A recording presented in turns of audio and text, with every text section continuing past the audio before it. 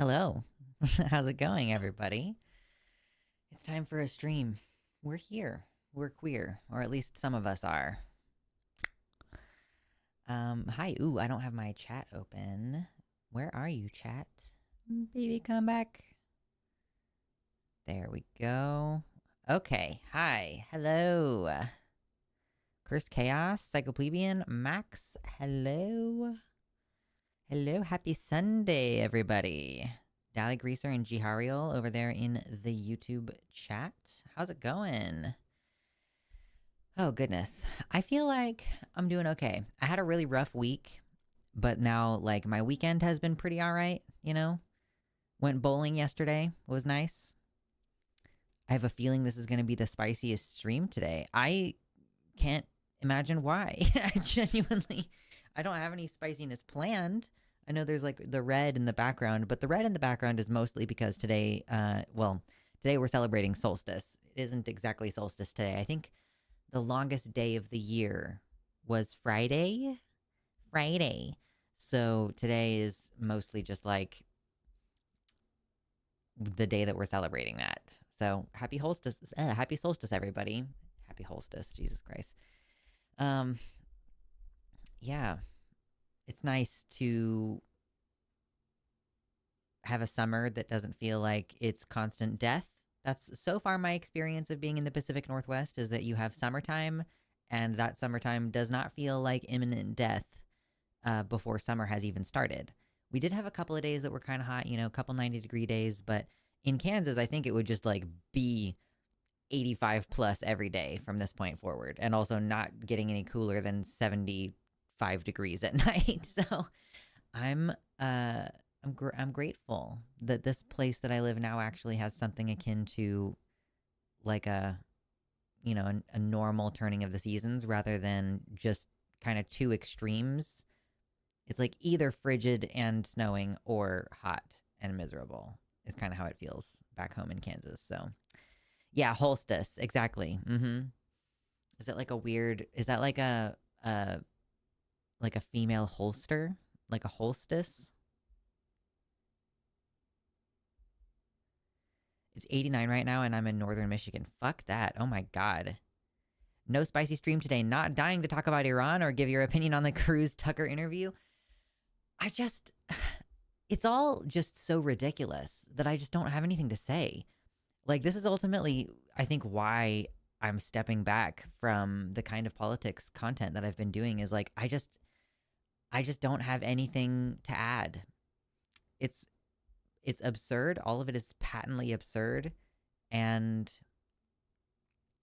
I think that staying aware of what's going on in like a really intimate way was doing things to me that I did not like.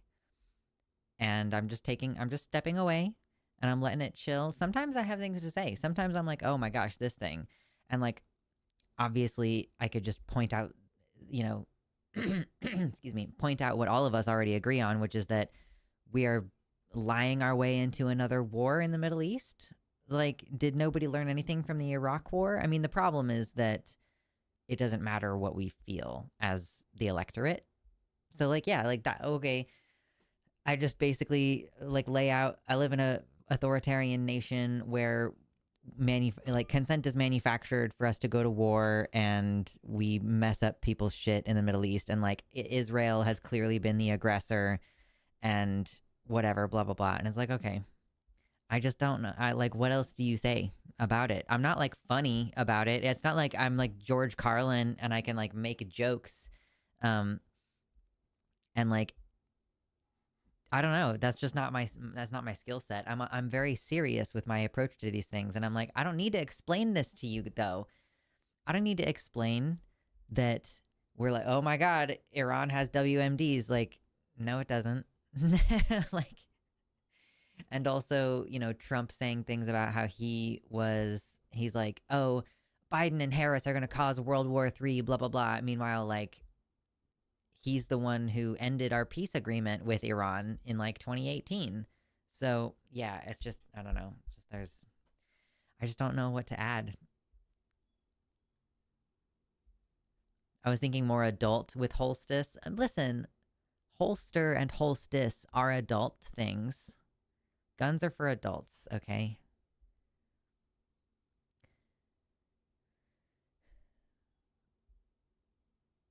Oh my gosh, Kitty, you wake up with the sunrise. I cannot imagine waking up with the sunrise. It's so early now. It's so early in the day right now. And then my partner and I went on a walk last night. We were kind of randomly like, whoa, let's go to this nearby establishment to make some food purchases. And it was like 9 o'clock when we left, I think. And it was not dark. And I don't even think it was fully dark by the time we got home, which was like almost an hour later.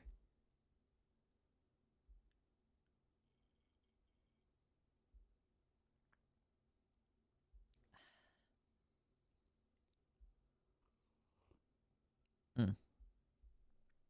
Remember to stay hydrated in these days. These crazy days. Let's see. So, is there anything else that has happened that I can briefly touch on and then not have any more to add about? Oh, geez.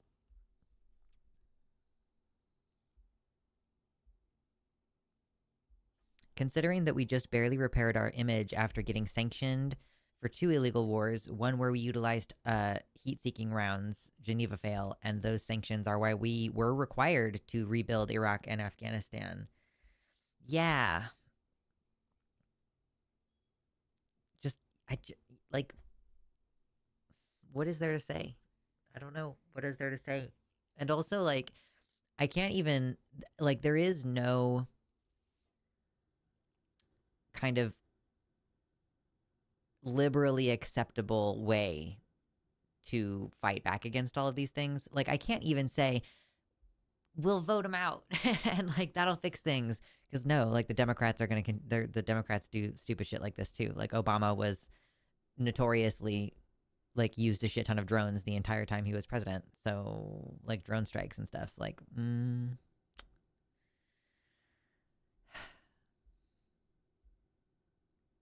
sunrise here is like 3:30 this time of year. Good gracious.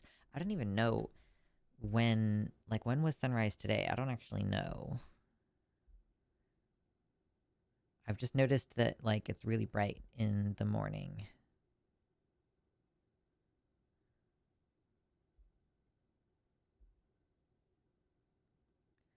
Okay, so like around 5:30 in the morning is when the sun is rising in the valley.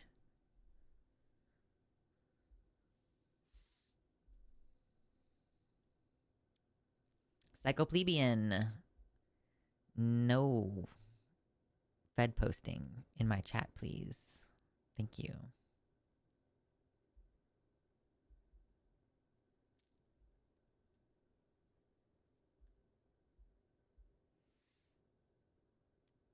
Oh, heart-seeking rounds, not heat-seeking. Oh, okay, I thought that was a typo. Kitty says, heart-seeking rounds are a type of bullet that fragments and finds its way into veins of the leg and arm, quote, seeking out the heart. We made an M16 version special for Iraq. Holy shit, that's crazy. Like, everything you learn. Sometimes it's like, oh, I learned a new thing, and everything you learn is terrible. Why don't we learn things that are good sometimes, you know? Like things that we just kind of spontaneously want to learn.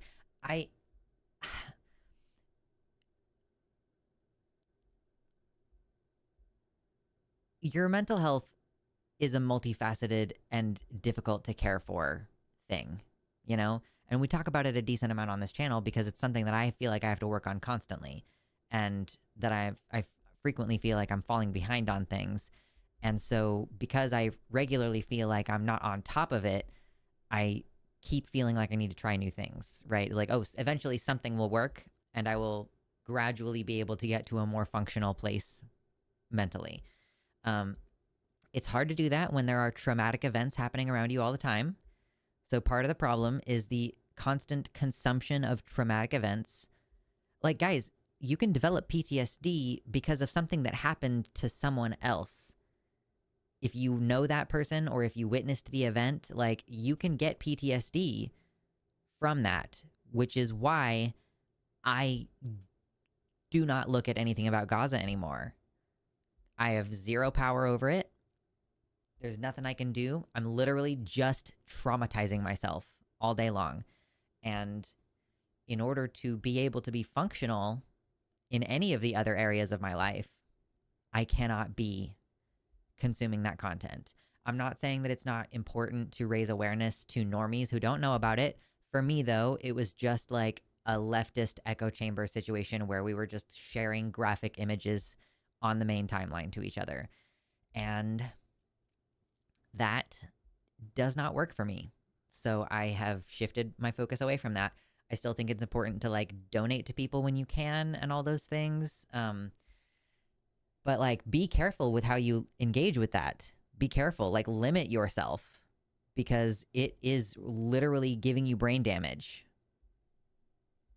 Like I know that that's kind of an like extreme way to phrase that, but basically like you're traumatizing your brain, it's making you less functional, it leads to physical symptoms over time. So like we need to be much more discriminating with what we pay attention to and then actually take time away from all of that stuff, not just to like check out, but to like constructively do something else, like constructively build new pathways in your brain for other things. Like I realized like yesterday and today that I don't really do unstructured play very well, you know? Like I'm much better at like following a tutorial for a watercolor than I am at like making a watercolor just out of nothing, you know? And like my partner mentioned dry ice, and we get dry ice occasionally because he likes to just literally like play with it and like stick things to it and like spray water on it and like all these little things. And I'm like, I don't get it. I don't get why you would want to just have a block of dry ice and just dick around with it for 3 hours. Like it just doesn't appeal to me. I get really bored with it after like maybe 45 minutes. So maybe that's something that I should pursue. Maybe like unstructured play is something that I should do for the sake of like my brain function. Hi, Mama. And on that note of brain function, I'm sure all of you have probably seen, and if you haven't, here's me telling you that there was a study that has come out on like the effects of ChatGPT on the brain, like what happens to the brain if you are consistently relying on AI to do work for you. And it turns out that it results in lower brain function and like reduced ability to complete tasks without that assistance. If that makes any sense, like it creates a reliance, like it creates a mental deficit or debt. So like, yeah, these are all things that I'm thinking about. It's like, how can we make sure our brains are functioning? Anyway, I'm sorry, I got off on a tear. Let me read what Mama said. Mama says, word is the US and Israel were running exercises for this attack for the past year. I don't know the source off the top of my head. Biden would have put us here too, though, I think. Maybe Kamala would have not done it because it's tremendously stupid, but it's not like she cares about not doing a war for any kind of moral reason, and she would have if it were advantageous. Possibly, yeah. It's hard to say in a what-if situation, but, you know.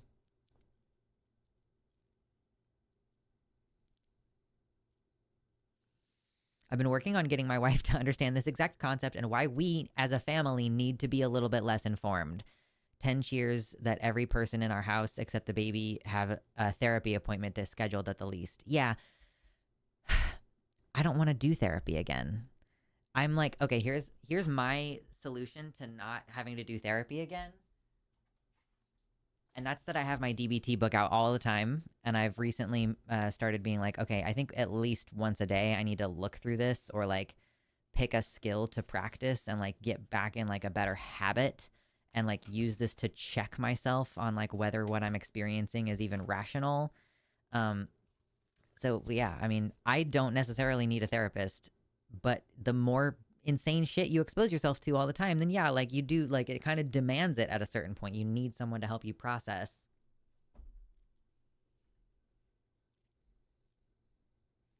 A little brain damage sounds nice right now. Jeez.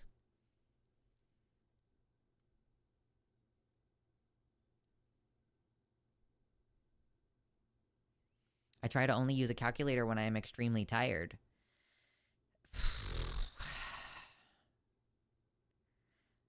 I don't know. The calculator thing, I don't know. I guess it depends. Like, so for GPS, like, I really do prefer to use the GPS as little as possible. Like, I want to try to figure out how to get places to the best of my knowledge, or maybe like look at the GPS at the beginning of the trip, but then don't have it active for my trip. That's one that I think is really important. But I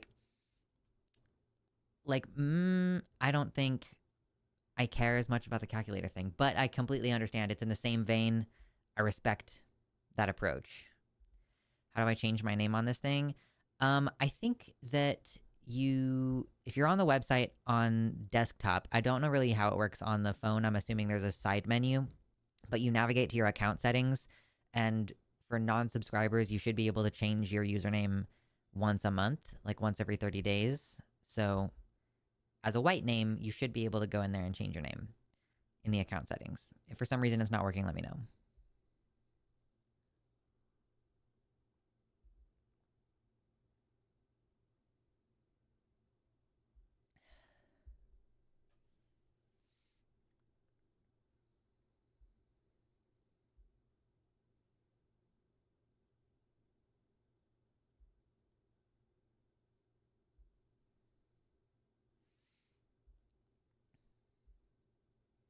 Yeah, I think there's all kinds of stuff that you can do to maintain your brain plasticity and like doing a variety of different tasks, which is why I am totally fine with that motivation being like you want to do something silly or something. Like if you have access to a guitar and you just play with it for 5 minutes every couple of weeks, like that's still, I think, good for your brain. Or if you have coloring pencil, like colored pencils, and you want to just like sit there and color in a coloring book, I think that's probably good. You want to sit outside for 10 minutes and just look at the birds for 10 minutes? Cool. Honestly, I think that anything you can do. And like, yeah, of course, like hand-eye coordination stuff, like tossing things from hand to hand. I do like all kinds of little stuff with my hands, which is partially just like stimming. But hi, Mr. Baby. You're coming to say hi? He's a good boy. Thank you, Venusian, for a tier 1 sub. Blop. Indeed. Thank you very much for the first donation of this stream. There's 27 people in here, by the way. If you have not yet hit the like button, that immediately helps the show. Even if you don't want to hang out and talk about whatever we're talking about, you can hit the like button before you leave. You know, we're just trying to chill. I'm just always trying to keep myself healthy, and mentally is the one that I struggle with a lot. Is it bad to be buzzed in a library? I mean, be chill. Hi, Mr. Baby. Yeah, why are you in here? He's in here going like, "Brrf, brrf, brrf." And I'm like, what do you want? Weirdo. One skill people don't practice enough lately for their brain health, being bored, i.e. removing stimuli. Yeah, I've been trying to do this a little bit more. It's really hard, but like I'll just go like sit in the living room and like put my phone down. Or like if you leave your phone on the counter, it's usually a little easier. Like if you leave your phone somewhere else on the table or something and then you go hang out in the living room. But yeah, just like sitting there and not doing anything, letting your brain just relax. I'm terrible at that, and I probably should be doing it way more. Excuse me. I like to do puzzle games on my phone. I'm just going to say this because I am really big on puzzle games. I like to play puzzle games.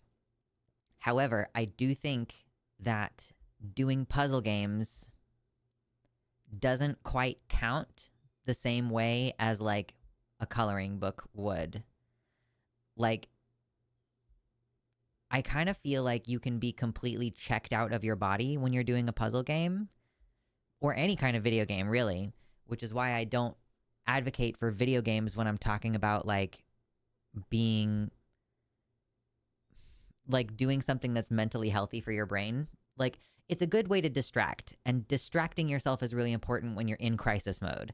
But you can't use crisis mode skills all the time. You know, like you have to use crisis mode skills like when you completely need to check out of your body. Yeah, use distract. Go watch a movie or like play a video game that's really immersive or something. Like to just completely absorb your attention in like this one little thing. But I think that doing like painting or coloring or something along those lines, I think that those things require a level of embodiment and attention that are just like mentally different. And those skills are good when you're not actively in crisis mode. So like, you know, if you're having a really terrible day, sure, come home, watch an episode of TV, check out for an hour, but then come back into your body and do something with your hands, like something a little bit more practical. And I guess I should caveat that this is not just my opinion on a lot of these things. It's like, this is literally evidence-based practice from Marsha Linehan. But yeah, I draw a distinction between I don't know if video games is even part of Linehan's like literature, because she wrote the main part of DBT in the 90s. Yeah, that's an interesting question. I do think, like, for my personal experience, as someone who's familiar with a range of different mental exercises you could be doing, that video games are more like checking out. Even puzzle games are more just like checking out. Max. Okay, so Max, who is learning in school how to be a professional librarian, I believe, says being buzzed in the library is absolutely fine as long as you still have all your faculties and are not being a bother. See? That was my instinct, but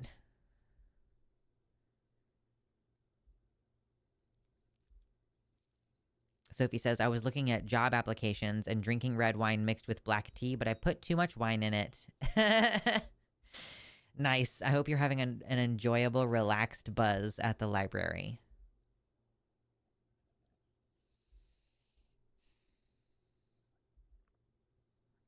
Oh, Venusian, that's really cool. It says, I've been making minis for my D&D game out of polymer clay, then carving and painting them. It's been very fun. My partner and I play a game called Heroescape. It is a tabletop. It's not exactly an RPG. It's more like a tabletop Final Fantasy Tactics. There's a word for that kind of game. I just don't know what it is. It's like a real-time strategy game. Turn-based real-time strategy. I don't know what the exact words are for these video games, but you know what I mean. It's got a bunch of tiles. You move the guys around. The guys have a little character card that it has all their stats and their abilities on it. And you can build different configurations of like, okay, there's a valley here, there's water here, there's a mountain here. Oh, there's a castle wall there. And nowadays, a lot of these tabletop game things come with they come with minis that are not painted, because a lot of people, that's a big part of the appeal nowadays. You know, you got Warhammer and all this, where you have the minis, and painting them and personalizing them in that way is part of the process. So it's cheaper to get the unpainted minis. So my partner recently got some extra like a new thing of Heroescape, because we had a really old set. Our set is really, really old, and the plastic is starting to become brittle. We got a new set, and they came with unpainted minis because that's the less expensive option. And we are going to paint them. We started painting we painted a 3D print recently together as just a little fun activity. Just a regular FDM 3D print. So it had like layer lines and everything in it, not a smooth resin print, but it was still an interesting learning experience. And then we have primed a bunch of the pieces, not all of the pieces from the Heroescape, but we've primed a lot of them, and now they just need to be painted. So we're just going to have to like make it activity time. But that's the kind of thing that I mean. I'm like, here's a physical thing in your hand, like paint minis. That's exactly, yeah. making them out of polymer clay and carving them and painting them, yeah, that's a lot more intense than what I'm doing, but it's the same kind of thing. When did you get an egg next to your dragon? The egg has been there for a while. This is a 3D printed dragon egg. It's after the style of Daenerys's dragon egg in the original Game of Thrones first season. So there's an egg.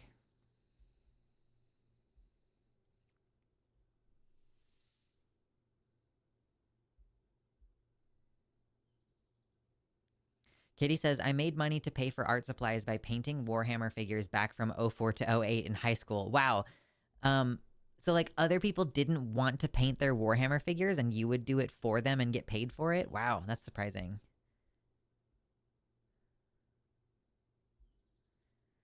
I like checkout activities because that's the exact level of focus for me to consume audiobooks and podcasts. The gym is like that for me. Well, okay. It's fine for you to do those things. It's like from a perspective of somebody who is like, I'm in therapy and I'm trying to not be like really upset because of all of the things that are happening that are bad in my life. Like, especially when you have people who are like, okay, not only is the politics stuff really bad, but also my personal life is in strife and my job is really difficult. Like when you're facing adversity in multiple different areas of your life, you have to kind of go out of your way to create more positivity in order for you to not like spiral out or to like have you the occasional mentee be. So if you feel like you're mentally healthy and like consuming all of your attention is what you want to be doing and it's like mentally good for you, then that's cool. But like for me, and I do the exact same thing as you, which is like I watch a video in the background, or like basically it's functionally a podcast because it's in the background, and then I'm playing a puzzle game. Like that's all of my attention completely absorbed. While you're doing that, you are not processing any of the negative emotions that you've been experiencing. You're not paying attention to the cues of your body to know if there is something going on that you should be attending to. Like, you know, the whole thing where therapists will do where it's like, where are you feeling this emotion in your body, you know? So like if you're like fine and you're doing those activities and they're like enjoyable activities, that's cool. But like for me as a person who has a lot of shit going on, that is just a way for me to avoid processing my emotions. And I think that that's the case for a lot of people because it feels good when you're overwhelmed all the time to just leave your body and just like completely check out. But then you come back to your body later and all of those things are still there. So occasionally taking 10 minutes to just like sit on the couch and process. And like so this week I was having a conflict with my partner and I was trying to do this boredom stuff, but then I would get stuck thinking about what was going on with my partner and I would get anxious and I would get up and start pacing and stuff instead of like working like I was supposed to. So it's painful sometimes to be present with those emotions, but also like they don't go away unless you deal with them. And sometimes dealing with them just means sitting with it for 5 minutes. And then if you feel better and then you can move on with your day and you're like, okay, now I feel like I don't need to check out completely. Maybe I could go clean something and like be physically present instead of like for me is like burying my head in something.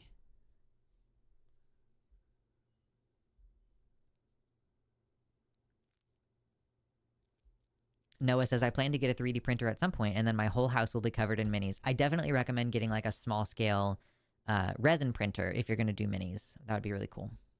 Learn all the things about how to safely resin print. There's a huge culture of artists that literally only paint other people's Warhammer figures. Wow. I'm on mobile and I can't change my username. I don't know if maybe it's just not available on mobile.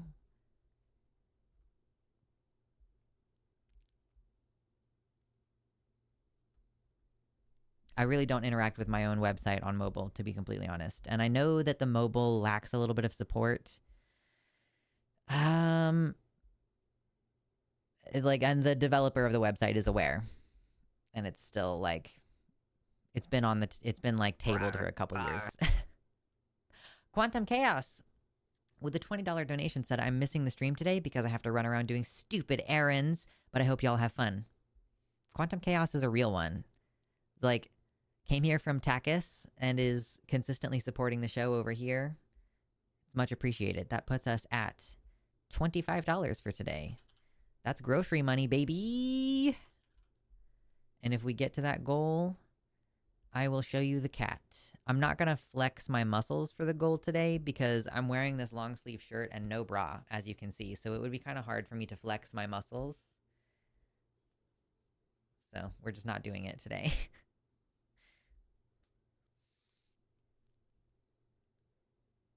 How is everyone? It feels like I haven't been here in a decade, but I know it's just 2025 time. I feel like I'm having the opposite of like a lengthy time. I feel like, oh my God, I can't believe it's already June. But I think that's because I was spiraling out for April and May, and just the time went by really fast.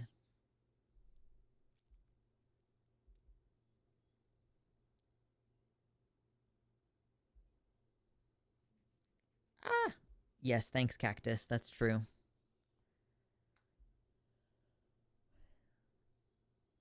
Blah, blah, blah, blah. Mama says she has a preponderance of flex content on her TikTok for the flex starved. Yeah, Mama Mephistopheles on her TikTok, flexing. I just feel really self-conscious about my body too, which is also part of why I haven't posted on Fansly in forever. I want to post on Fansly. That's kind of like why I bought this corset that I was wearing on the last stream, so I could take pictures on Fansly without being self-conscious about my belly.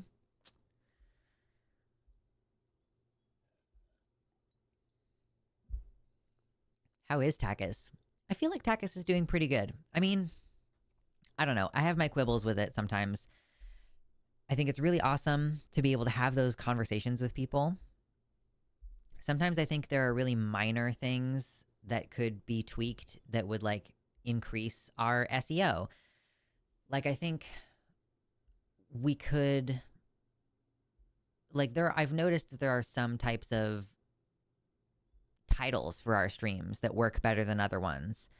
And like, I am kind of bummed out that Jimmy doesn't want to change the time slot for Takis, and I don't completely understand why. I haven't asked him what the reason is, but it just like bums me out because it feels like there are some things we do that are just like keeping the show from being as successful as it could be.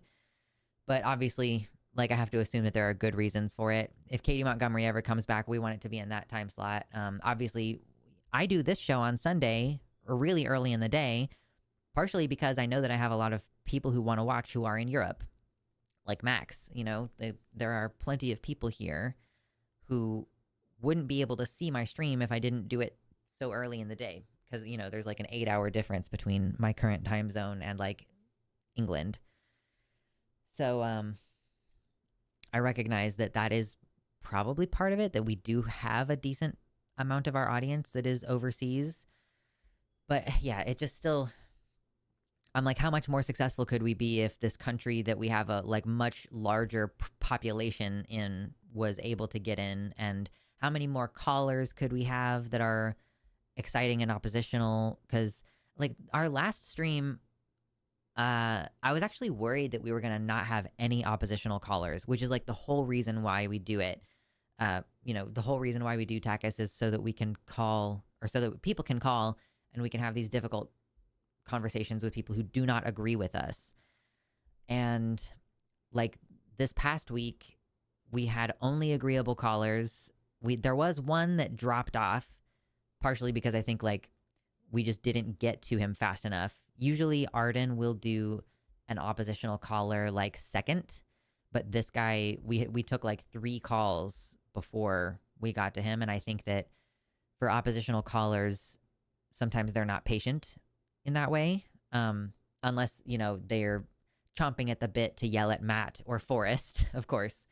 So we did have one oppositional caller right at the end. But yeah, it's like there's just little things about how we run it that, because I'm constantly thinking about this bullshit right now, it has me like thinking about it for Takis too, even though it's kind of not my job to think about like what are the things that we're doing that could improve what's going on Takis. Or at least it's not my job until someone asks me.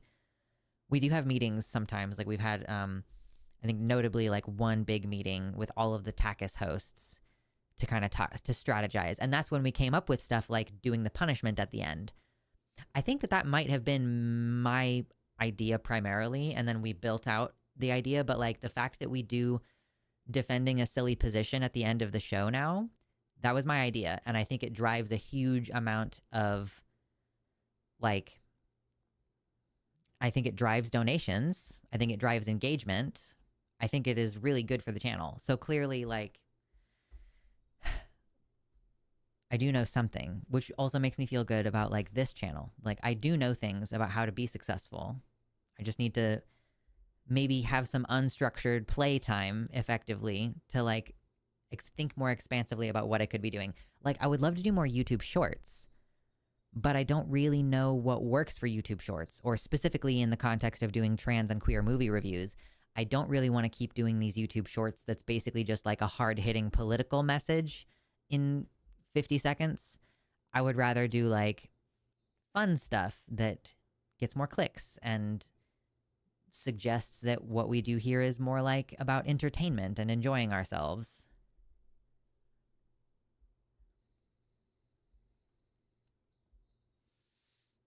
Thank you. Ooh, Mariska, that's great to hear.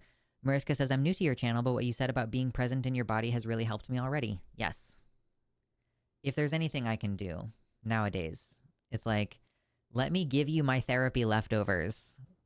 That's how one of my therapists described it when I was like, I'm trying to, you know, teach people in my personal life these therapy skills that I have. She's like, you're bringing home your therapy leftovers. That's not like a replacement for people in your life dealing with their own stuff in therapy, but, you know.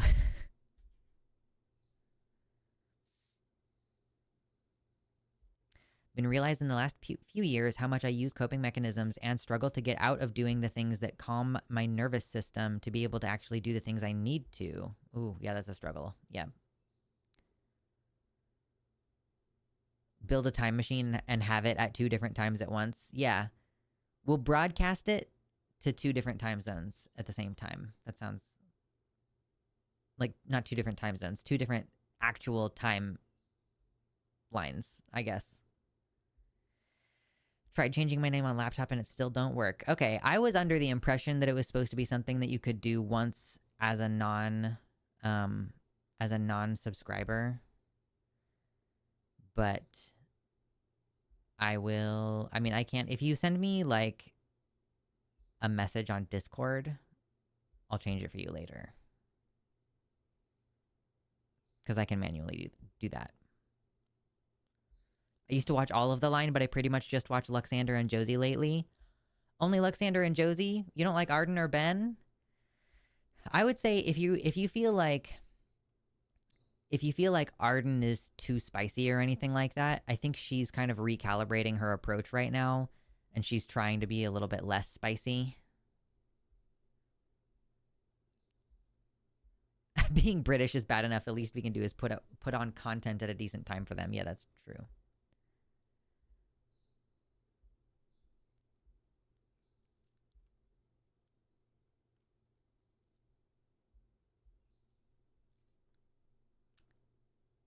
In college, a friend and I were being made fun of for coloring books from the dollar store. It was before adult coloring books really became a thing. Joke was on them. True. Yeah, now it's probably like, it's an entire industry now, like adult coloring books. I have several, you know, it's clearly a whole thing now.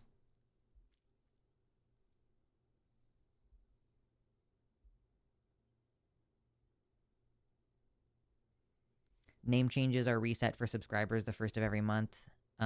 I just thought that for some reason that non-subscribers could do it once, or like once a month or something, but maybe it's only subscribers.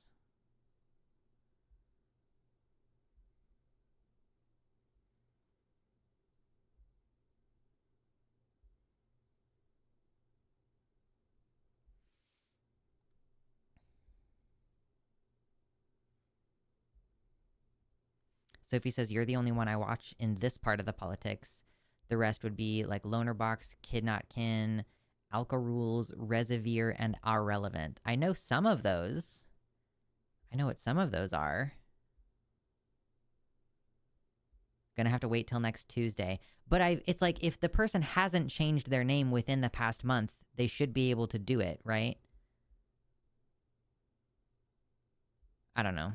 I wish I understood how this website works.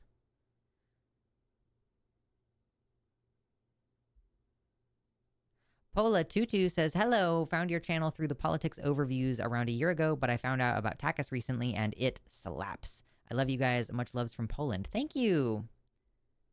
Isn't Lonerbox a huge Zionist? Oh, I have no idea. I don't know what's up with most of those people. But yeah, that's cool. I'm glad that you enjoy the politics takes. I am glad that you guys enjoy Takis. We're creating a separation a little bit. It's like, okay, Takis is for like hardcore, in-depth. We're having the conversations. We're having the arguments. We're doing it.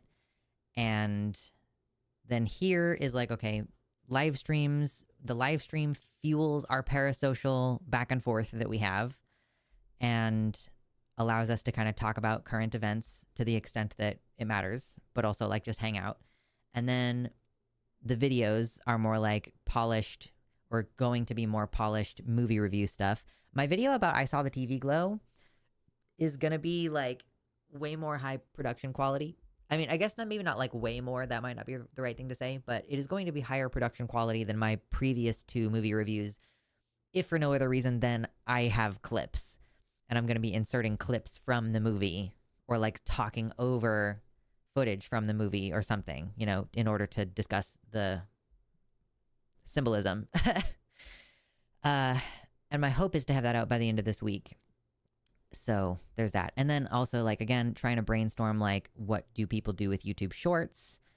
What kind of YouTube Shorts do people watch? Like, do any of you watch YouTube Shorts? Like, period. Not mine, but like at all. I feel like YouTube is the one platform where I click an individual video and then I don't continue watching YouTube Shorts. Like, I don't really get to experience the Shorts algorithm at all.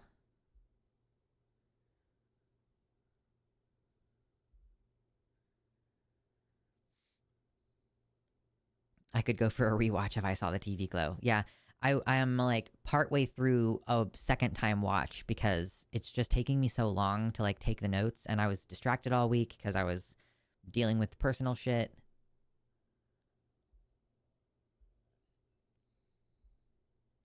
I'm a TikTok girly.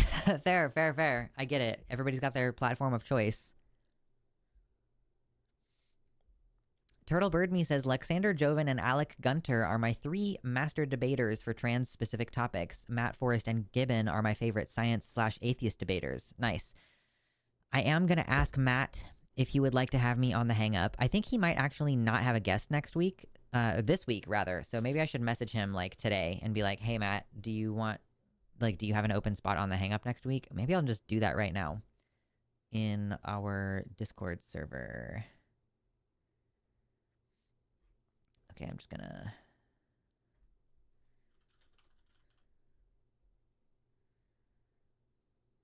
I don't actually... Hold on, let me double check what the schedule looks like. Oh, guys, did you see that Josie Caballero is running for office? Like, she's trying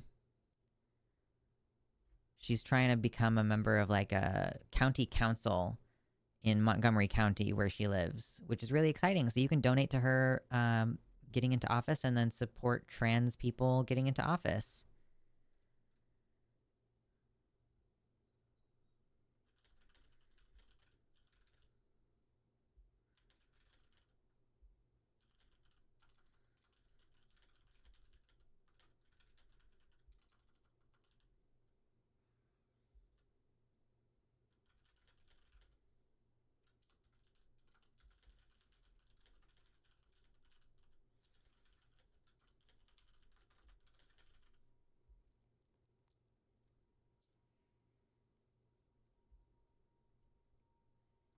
Okay, I just sent a message to Matt.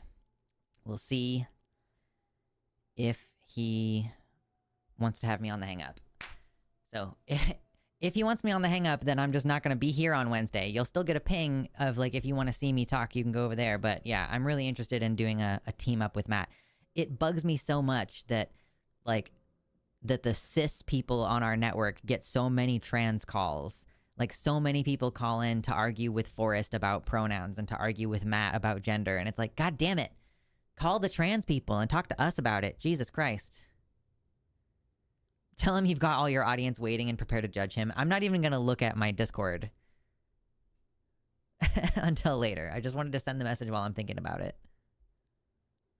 Oh, also, so here's another thing. I want to kind of get your guys' thoughts about this.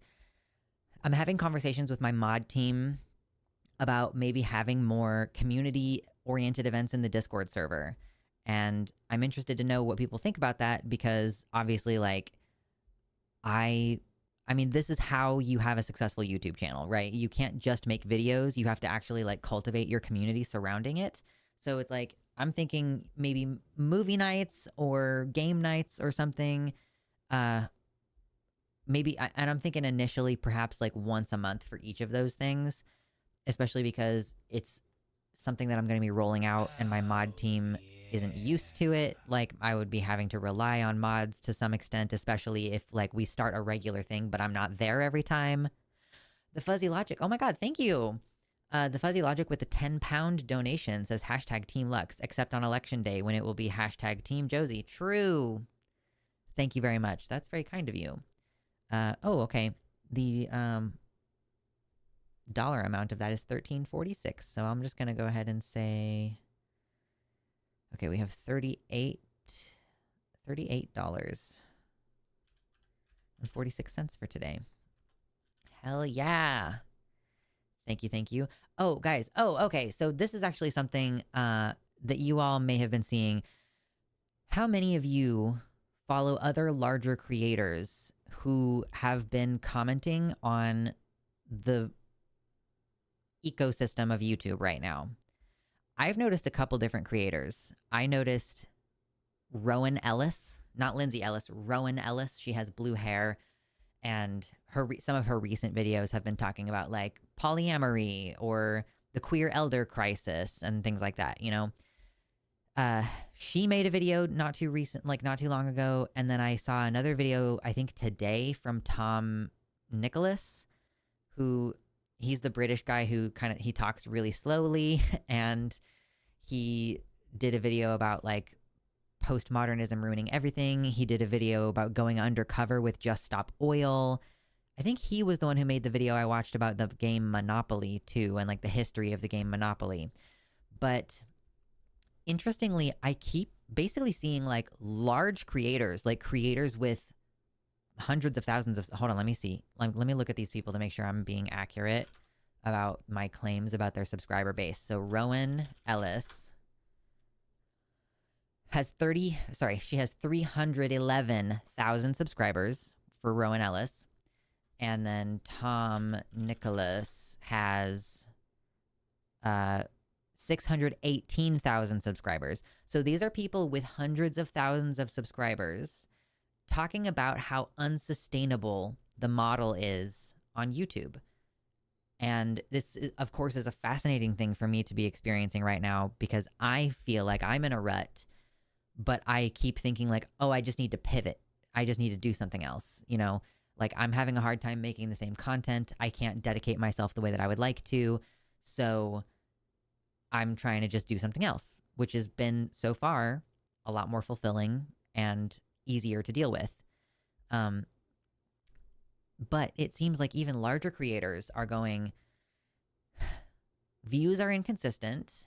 Whether my stuff gets pushed in the algorithm is inconsistent. I get flagged for things that don't necessarily make sense.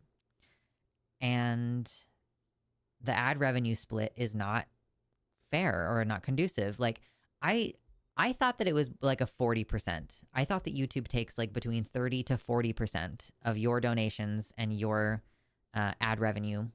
Like however many pennies your views generates for me in ad revenue, I only get like 60% of it. But Tom Nicholas in his video showed something that suggested that it's 55% that YouTube keeps. And it's like, are you serious that you're going to keep more than half of my advertising revenue?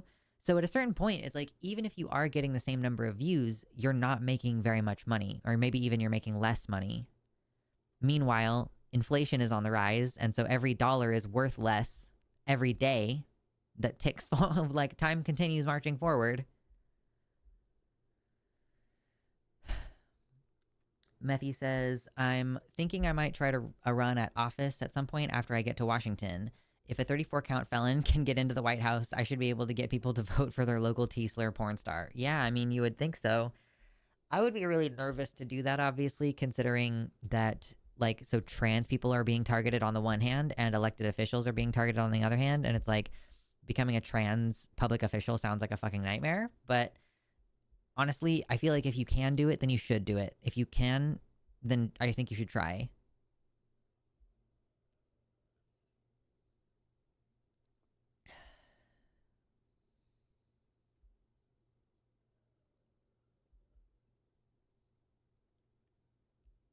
Turtle Bird Me says the algorithm is becoming more influenced by current/right-wing forces on top of the capitalist drive to divert as much money away from creators as possible.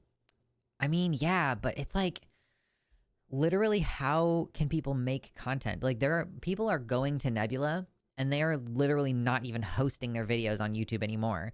So by not serving their content creators, I mean, I guess they just don't need any, even a channel that's like 600,000 subscribers like Tom Nicholas.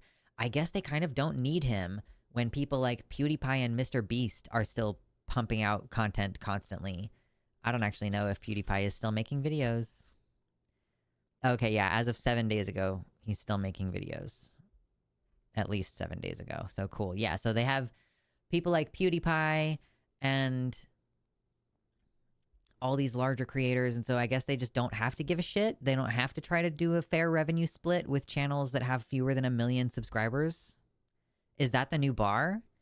Like, you don't matter to YouTube? Like, are we at a point with the ecosystem on YouTube where having... Okay, so I used to kind of think that, like, once you got to 100,000 subscribers, it would maybe start treating your channel more like a big channel and start, like, favoring it in search results and stuff.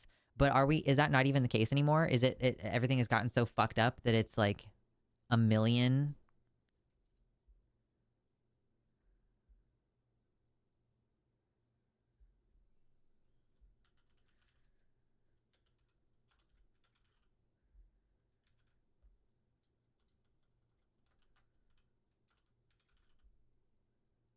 This is fascinating.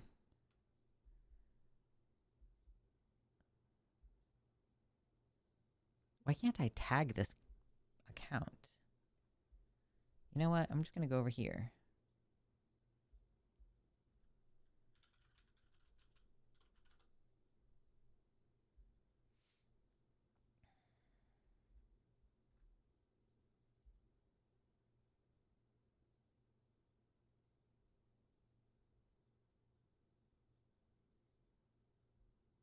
Cool. All right. Sorry, had to deal with that person on the website. Just like spam, just posting spam messages.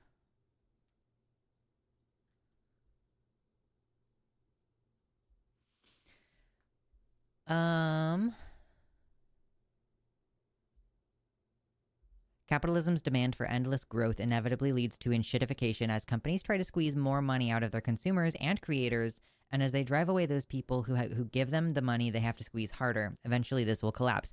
Yeah, like it's an unsustainable model, is what I'm trying to say.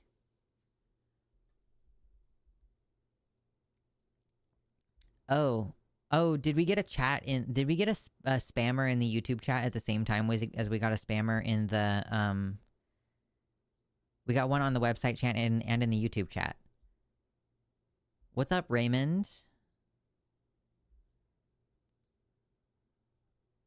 I think you're very funny. Talking here about biology. Who's talking about biology? Who are you, like... This is the thing about transphobic harassment, is that, like, I'm sitting here talking about the ecosystem of YouTube and, like, a broader conversation. This is, like, the frustrating thing is, like, I literally can't talk about anything without somebody coming out and being like, well, you're trans. Like I don't fucking know that. Like, I was interested in talking about some shit that actually matters, but like, I don't know. It's so silly. I'm just going to let him mauled in the chat. It's good for engagement. I respect your patience. You sat there for 1 whole minute. You subscribed to the channel and you sat there for 1 whole minute before you started typing transphobic shit here. Oh, God. Riffs no leads is correct. YouTube chat, you should like it a stream. Like it a stream. It's good for you. We're almost at 50 likes. Ooh, that's nice. Infinite growth is unsustainable in any system except capitalism. And in any system except capitalism, that is considered cancer. True. Yeah, well, we're giving Raymond a cookie for being patient. For being patient. He waited 1 whole minute. Because, guys, there is not a very high bar for participation in this community, okay? But, like, on the YouTube chat, you have to be subscribed for 1 minute before you can post. Some people do it for longer. I was like, I'm just going to put, like, the tiniest bar so that somebody can't come in here and just immediately start saying hateful stuff, you know? So if there is a troll in here, they had to sit there for 60 whole seconds before typing what they planned on typing. Noah says, I hate it that I can't hear the word growth without thinking something gross, dirty, or both. That'd be like being fearful of vampires or demons. They don't exist either, LOL. Yeah, it's a cute thing when transphobes do this. Like, obviously, we have widely used the word phobia to refer to types of aversion and disgust in addition to fear. So if you're homophobic, honestly, I think a lot of people are homophobic because they are literally just grossed out by the idea of men having sex with each other. So yeah, like, intellectually speaking, you will never be a woman. That's just science, bro. Facts, no cap, Ohio. True. 1 minute is a perfectly decent amount of time. I really think it's like, I would love to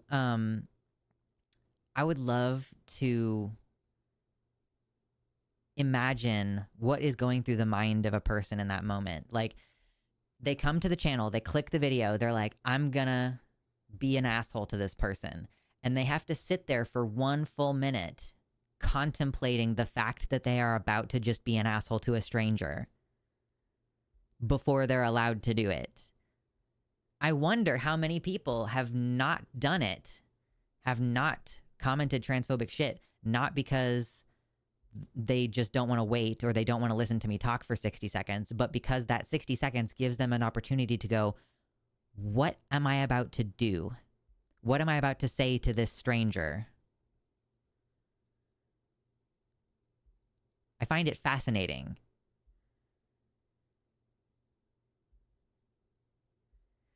Although I will say, Raymond, if you're interested, lesbians are fine. Okay, so you'll objectify women even when they're lesbians. Like, I think you're copping to the fact that you think that gay men are gross by saying lesbians are fine. Like, I think that you are saying that you are grossed out by the idea of pee-pee, which, you know, very adult. If you want to actually have a conversation, you can call on Thursday. Or actually, no, I'm not going to be on Takis on Thursday, am I? Next month, I'm going to be on Takis. I don't know what the schedule is, but, you know. True, Viren. Did I consider that this one dipshit can dismantle the consensus opinion of psychologists and biologists with glib statements? Interesting. Literally ignoring them is the best medicine. Yeah. I like to play around with them sometimes, you know? It gives a little variety. I give them a little bit of attention. Listen, in fact, there's a little bit of incentive because the last time there was a troll in my chat, he trolled for a little while and then he told my friend to go kill himself and then gave me $60. So I don't really understand. Like, if this is a fetish of some kind, as long as I'm getting paid for it, I think I'm okay with that. I would absolutely, if someone wanted to pay me to come on here and let me, like, humiliate them publicly, you can guarantee I would take that money if it was good enough. Do you ever do debates? Yeah, Eric. I have a show that I do at least once a month, if not more, like 2 or 3 times a month. We hold the show every week, but I'm just not on it every week. It's called the Transatlantic Call-In Show, or TACUS. It's on our. I was on our. Oh my god, my brain. The ADHD is so strong. Anyway, it's on our channel, The Line, where I'm a co-host. And so we debate on that show where people literally call in with their phones and like have a conversation with us. And that is like me participating in debate. I don't usually debate on this channel. Sometimes I will allow a troll in the chat to be silly. But even then, most of the time, those people in the chat are not willing to come on and have a phone call. Like, I've done it before. I've challenged people to come on and talk to me. And what they do is they pretend to not be able to figure out how Discord works. So basically what they want to do is monopolize my time and get attention in the chat, and then not actually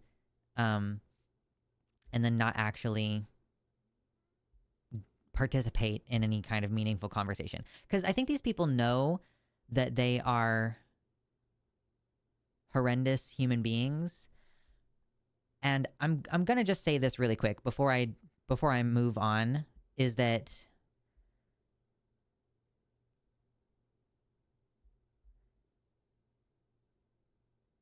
I don't know that there's any kind of redemption for you when you are kind of celebrating death of any person who didn't do shit to you. So, like, to come in here and say, like, first of all, my friend Gayfesh is a gender, like, non-binary person. So, telling my friend to kill themselves and to say, oh, that's the highest form of entertainment. I think that you should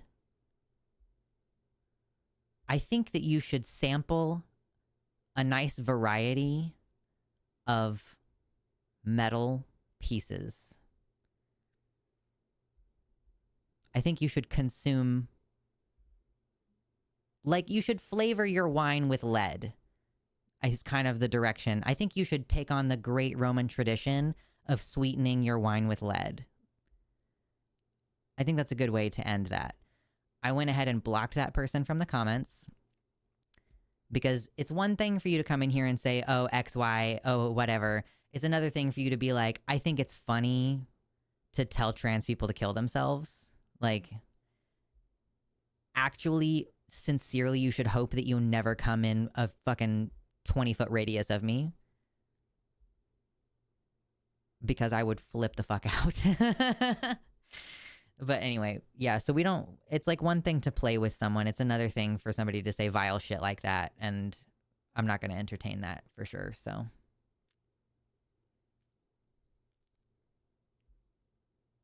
I know that you guys also like yelling at people in the chat sometimes, but that time has come to a close for today. Unless someone else shows up, which maybe they will. I don't know.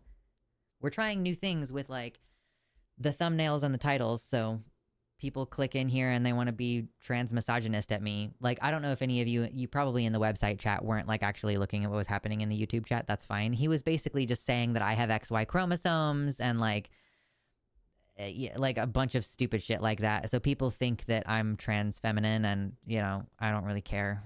Like, regardless. Yeah, no, he went too far. He went too far.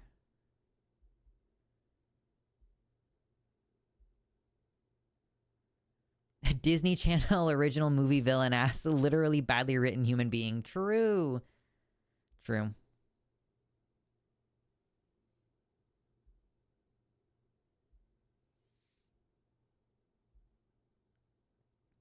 Yes, I'm playing with my food. It's true. Mephistopheles says, I just got an Instagram notification saying Anti-Liberal Channel, which is the actual name of the channel, has remixed my reel. Their profile picture is an NOC Wojak. Who invents these people? I bet that dude would whine if his mother saw those comments. I mean, truly, I think this is it. You know, when people say horrific things to people on the internet. It's because they feel that they are,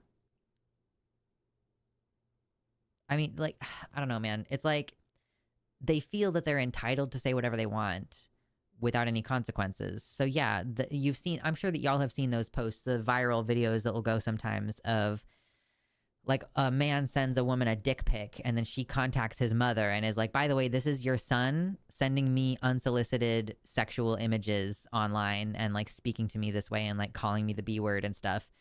And I think it's hilarious when these mothers are like, I did not raise my son like that. I don't know how many of those stories are true because, again, you can invent anything you want on the internet. But yeah, like imagine being worried that your job is going to find out what you said. Like, we live in an interconnected world where, like, if you're using the same name on Facebook as you are on LinkedIn, guess what? Somebody can find you on LinkedIn, or say, like, somebody could find you from Facebook. Like, you're sending the creepy messages on Facebook, and then you have your full name on there, and then you go to LinkedIn and you find that guy and you find his boss, and it's like, hey, by the way, like, your employee has been, this is how your employee conducts themselves in private.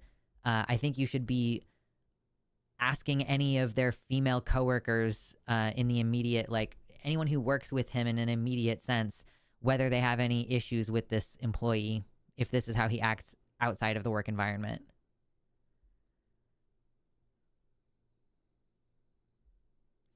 It felt like a list of canned shock responses. Yeah, sure.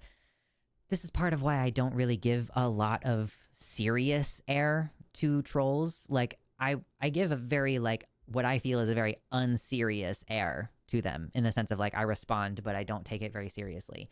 Sometimes they just say things like they say things like, we can always tell or whatever, and if he just wasn't getting a reaction, so he increased the rhetoric, you know, to then saying like it's funny to tell trans people to kill themselves.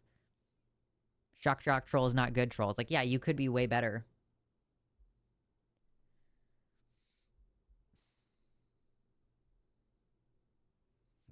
Excuse me. Honestly, I very rarely engage with trolls, and it works out well. It helps my page because those people who comment boost my content by engaging with it, but are ejected from my viewership in the algorithm and replaced by cool people who are seeing my content not because they leave hate comments on trans people's videos, but because they actually want to see the kind of content I make. If somebody says something that I really want to respond to, I don't think I actually need to involve that person. I can just tell people why what they said was wrong and block them. They weren't going to change their mind anyway, and it puts the matter to rest. Yo, this is actually a great idea. You've just kind of reminded me of something that I see all the time online that is a great idea, is like, you can sometimes, so for the most part, I agree, I don't respond to trolls. In the comments of my videos, I'll either just block people, or I'll say like, okay, LOL, whatever, call me on the line. You know, I'll just say I don't engage with these conversations here, call me on the line. So I still am technically engaging with it, but I'm basically ending the conversation and saying like, look, if you really want to have this convo, go over there, and their comment gets to stay on my channel, and my additional comment, these all count as forms of engagement, right? But what you can do is you can make YouTube Shorts content or Reels or whatever out of hate comments, like, you know, responding. So in that way, I do think that you basically can use someone as an example and be like, here's why this thing this person said is wrong, or here's why it's harmful, or whatever the thing is. On a different note, do you have thoughts on the recent Sarah McBride on Ezra Klein episode? Can somebody link me something about that? I don't think I know what happened. I've heard that Sarah McBride like gave a speech and everybody was upset with her about it, but I just didn't see what it was actually for.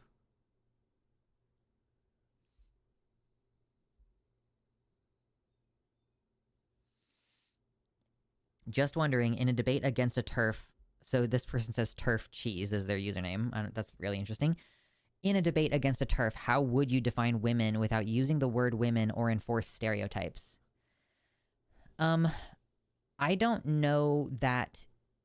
I feel like people have this thing where they're like, it's a cyclical definition if you use the word in itself, but like sometimes that is a thing that makes sense. Okay, thank you for the Sarah McBride thing. I will look at that in a second. Like to say that a woman is someone who understands themselves to be a woman based on how society has constructed what womanhood means. Like, that's like how I would define what a woman is. And that's the only way to define what a woman is that doesn't exclude people that you mean to include. You know? Like if you say it's based on reproductive capability. Okay, what about all these females who can't reproduce? If you say it's about chromosomes, okay, what about all these XY women who were born with a vagina and uterus and gave birth to a baby unassisted? You know, if like there just is no biological definition that fits all of the people it's meant to fit. So when I define woman, I'm like, a woman is a person who looks around at the world and can see with their fucking eyes, here's a group of people who have all these traits in common. Here's another group of people that have all these traits in common. And here's a spectrum of people in between. And here's people at the extremes of both ends who like have an extreme version of those. And you can look at these two groups broadly and say, I feel more closely affiliated with this group because it's a social group. So woman is a person who understands themselves to be a woman in the context that they exist in. Like, I know it's not like an easy, quick little gotcha answer, and it's highly context dependent, but that just is the definition. The definition is we made it the fuck up. True, Ben. True. Sophie, are you saying that Sarah McBride called herself a lefty but now is seeming to care more about Twitter politics than combating Republican policies? Okay. Sarah also said she wants a libertarian approach and to get big government out of people's lives. So basically old guard Republican style talking points, which felt weird. I will say, wow, the trolls are just strong today. What's really fascinating is like people just see the word trans and then see that I have long hair on part of my head. Like, look at this. I have short hair on like most of my head and long hair on part of my head. And they just automatically think this person is a trans femme. This person is, has XY chromosomes. This person was born with a penis. Like, I don't know what chromosomes I have, to be completely honest with you. And like, it's just like really funny. It's just like really funny that you think you're hurting my feelings. Oh, you're so stupid. Anyway, I feel like I was in the middle of a thought. Yeah, so actually, Sophie, to your comment about Sarah McBride and the fact that she is using conservative language, I actually don't think it's a bad thing per se to, as a trans person, to sort of style yourself using that terminology, right? Like, if I were making an argument for, like if I was making an argument for, I don't know, like the environment, you know, I can make a conservative argument for the environment. This is actually something that I got really annoyed with Kamala Harris with the debate where she said, yeah, I want to expand fracking and expand domestic oil production. And I'm like, dude, you could do the same fucking thing, but like from a progressive standpoint, you could say, I want to create jobs. I want to stimulate the economy. That's why I want to invest in solar, because then we're going to create a bunch of jobs and we're going to create a bunch of tax breaks for people who install solar on their house. Like, you can take a conservative spin and use that to boost a progressive cause like alternative energy. You know, you can appeal to people's self-interest for the purpose of, you know, forwarding your cause. Like, you know, if people don't care about the environment on its face, you can say like, well, what's going to happen to your vacation home if the sea levels rise? Or what's going to happen to your mountain lodge cabin that you know, maybe your grandparents' cabin that they let you use during the summer. It's in a fucking burn path. So what's going to happen to that? Like, I don't think it's wrong to appeal to people's interests. I understand the idea that we want to just teach people to care about other people. Look, that one gave up. I didn't even block him. He gave up. We had another troll in here and he just gave up. Yeah, like I understand what we want is a world where people just actually care about each other and they're actually willing to do things for one another, and that we want people to care about the argument, or sorry, we want people to care about the environment for the environment's sake. We want people to care about trans people's lives for the sake of caring about trans people's lives. But if what they need is a touch of personal interest, like, oh, hey, every woman in the world who has short hair needs to be worried about being assaulted, arrested, accosted in public restrooms pretty much everywhere in America right now. Like, so you can appeal to that personal interest, or even just like, what if you're a mom and you have a son, what bathroom do you go into with your son? Is there a point at which he ages out of being able to enter the women's restroom with you? Are you going to enter the men's restroom with him in order to protect him in case there's like a man in there who wants to do something? Or do we recognize that criminalizing bathroom use is untenable and we should just let people flexibly decide which bathroom to use? Or even the radical position of simply making all public facilities co-ed. But yeah, if you can't convince people that you should care about a certain thing, then if convincing them that it's in their own self-interest gets them on board, then I'm not above using that method.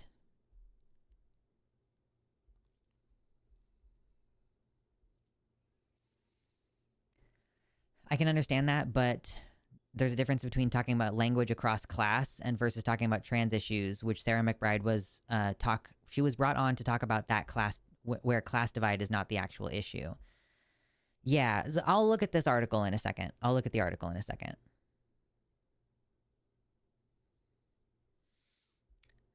Violaine? Is that how you pronounce your name? That's a really interesting name. I like that. Violaine.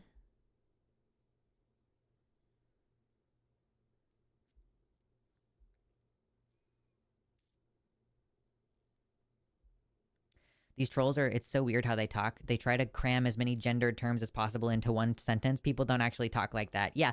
Hello, dude, sir, man. How bro's your manly day? Please touch grass. Fucking true. Touch grass. Oh my God, we're so close to 69 likes today. Good gracious. We're trying to get to a donation goal of $100. Woo, I'm sorry. I didn't mean to step on you. Hi. If we get to $100, I'll pick up the cat and show him off to you. Are you a big fat boy? You pretty baby boy. Meow, meow. Meow, meow, meow. Meow, meow, meow. Yeah. Hello, Nikki. Thank you very much. Yeah, I realized that my contrast was way too high because before you couldn't actually see that there was like layers to this shirt. So now you can actually see my shirt. I changed my video settings. Do you think it's worth debating TERFs, or would it just be a waste of time? Well, it sort of is like a question of what are you trying to achieve? If I'm trying to achieve clicks, if I'm trying to make money, then probably yes, arguing with TERFs could be a like the opposite of a waste of time in that it could make me money. Am I going to change the mind of a TERF? No.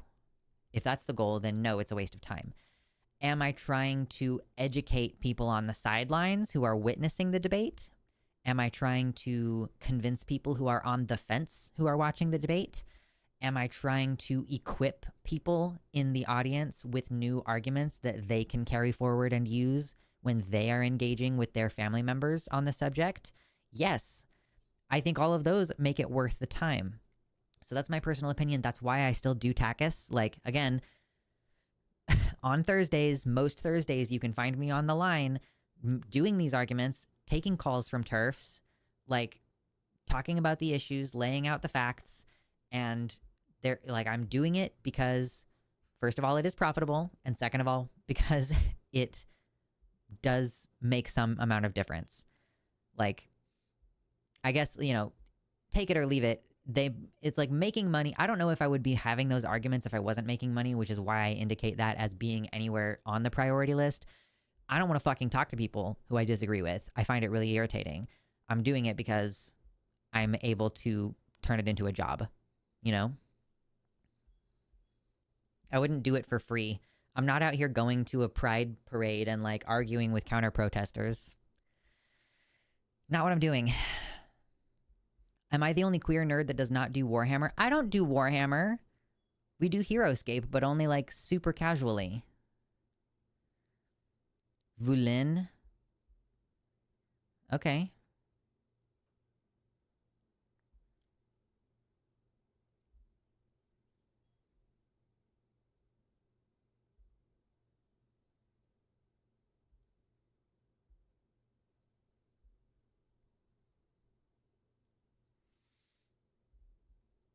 I use their arguments toward benefiting our community.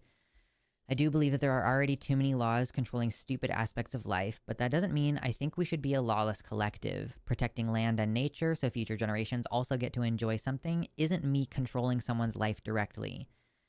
Restricting the use of dangerous objects behind a license and a certification isn't controlling a person, it is protecting the group. So sometimes you just have to argue to people that it isn't about controlling you, it's about protecting others in the future. Yeah, like protect the future rhetoric is something that appeals to white supremacists. So yeah, I could see that being useful. I was only talking about Warhammer to contextualize this other thing that I do. I don't do Warhammer. That's an insanely expensive hobby. Are you fucking kidding me? I can't afford to be into Warhammer. Guys, I'm sitting here trying to get $100 in donations today. I can't afford Warhammer. Honestly, if they do try to enforce a bathroom ban across private businesses, based on how they've done these laws as bounty style with liability on the facilities themselves, the only liability-free option is to make all restrooms all gender. Or to just stop supplying bathrooms. Like, I think that more likely what people are just going to do is close their bathrooms permanently. Like, you already see it in a lot of places where you can't use the restroom unless you are a paying customer. Hey, do you live in Portland or another area where there's a lot of fucking homelessness? Because it's kind of disgusting how much hostility we have just in our everyday systems toward people who don't have a fucking place to sleep.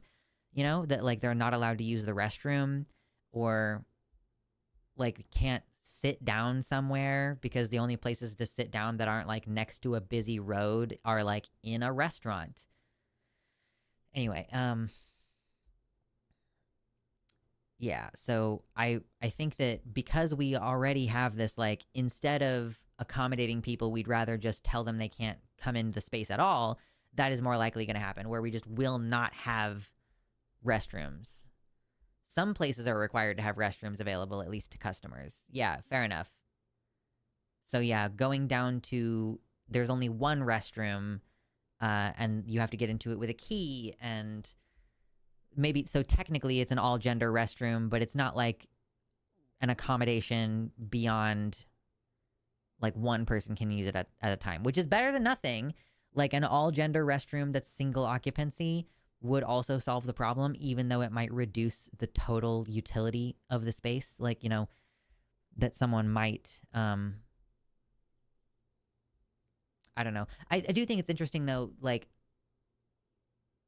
the answer is to make all gender restrooms, like all restrooms, all gender restrooms. But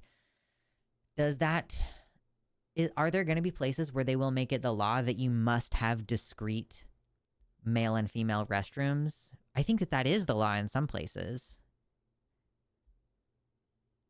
Like that you're not allowed to have all gender facilities, or that at least you must have as an option binary facilities.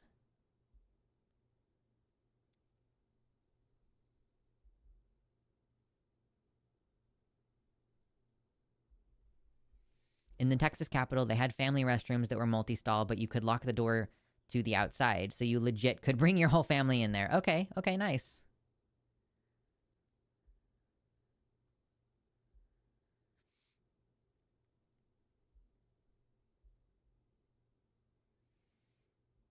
Business, no public restrooms, citizens, pooping outside, city. What if we just relocated them somewhere else? Libs and representatives. Yay! True. Or sorry, libs and Republicans.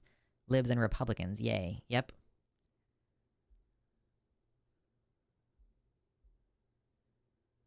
In the yeah, hold on. Ooh.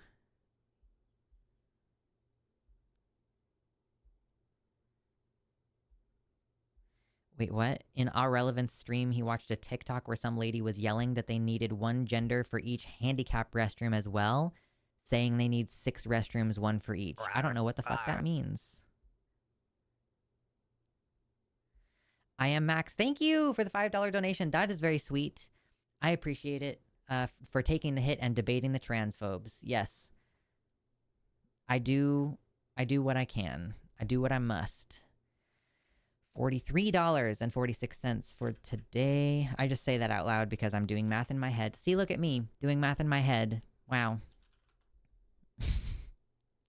Use it or lose it, babes. Literally use it or lose it. It works for your brain, not for your pee-pee.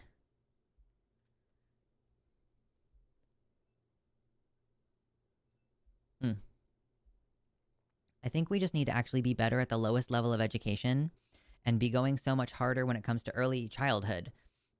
Give kids aptitude tests instead of standardized ones and give them a roadmap to success as a person. If we told kids what they were good at instead of how to pass a multiple choice test, we would have a higher general life satisfaction because being good at what you do makes you happy. That is an interesting concept. And I do kind of wonder if we should have like more hands-on guidance for career placement. And I don't mean like The Fucking Giver, where everybody gets an assignment, you know, not like some dystopia where you grow up and you're not allowed to do anything other than the thing that you've been assigned, but rather that like I'm sitting here in my 30s.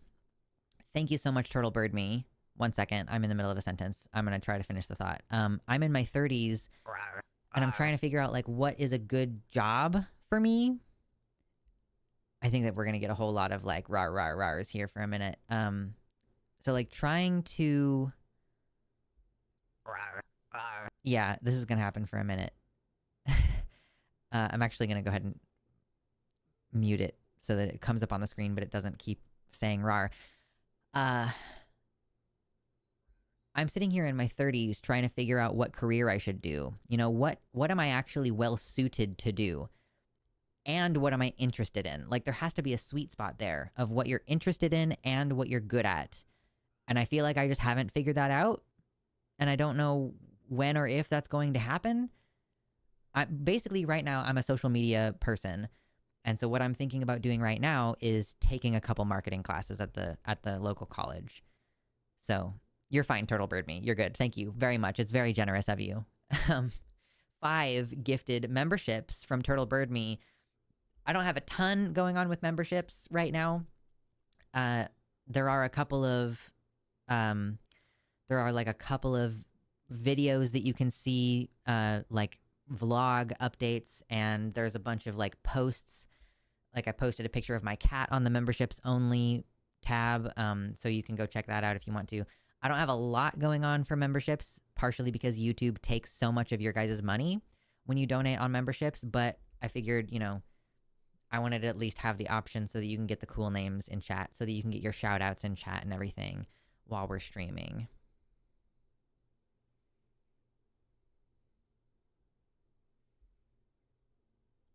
What is your hairstyle called? Ooh, thank you, Christine. I don't know that my hairstyle has a name. What is going on is it is long in the front and then all the way to the back, and then it's shaved on the side. So I think some people would call this an undercut because it's like under my hair is cut. But I think that I always assumed that an undercut referred to when only one side of your head was shaved. But for me, it's both sides of my head. I don't really have a name for it, but it's comfy. Find God. How about you find the clitoris?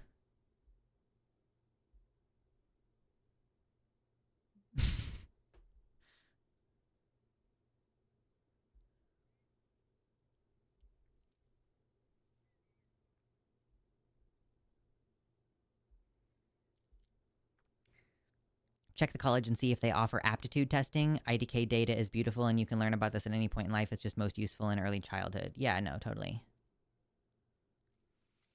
should start educating people at an earlier age on critical thinking. No, I don't disagree with that. We should be teaching people from a very young age how to spot bias and fake news and reports. The reason we don't teach people that is because the public school system, which is owned by the government, doesn't want people to have those skills.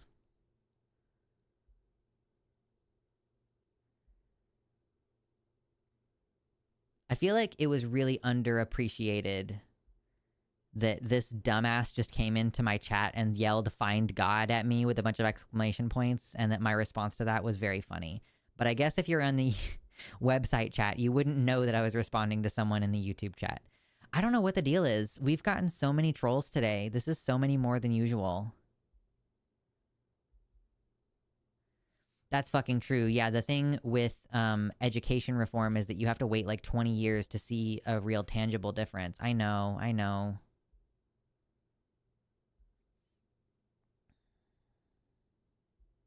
Legend, where did you come from? Did you just see this on your homepage?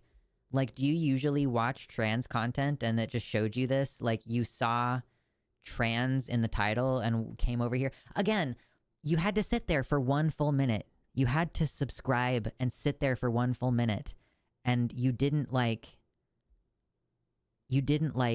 think for that 60 seconds. You didn't have an introspective, like, why am I about to harass a stranger who is trying to talk about other shit besides trans shit? Like, I just am trans. And I'm trying to talk about things, so...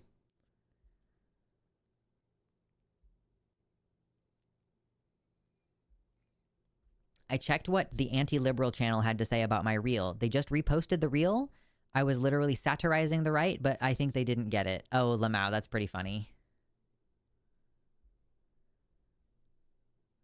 Yeah, trans in the title is baiting them in. I think that it's the fact that trans is in the title and that I look overtly feminine in the thing. So they're like, oh, I see that what they perceive me as is a trans woman that they're going to come harass. Oh, gracious. I have to get some water. I'm so thirsty. I'll be right back. I'm going to just grab that water, and I'm not taking like a proper break. I'm just filling my water. Be right back.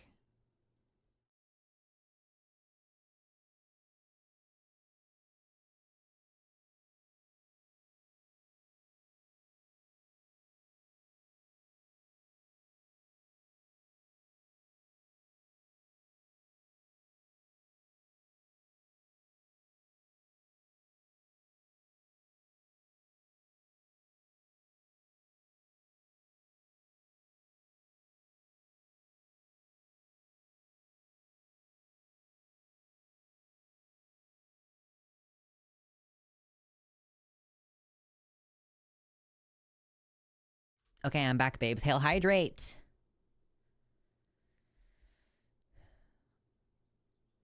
Legend says, huh? Harassment is crazy. I just don't endorse this sickness. Americans need help.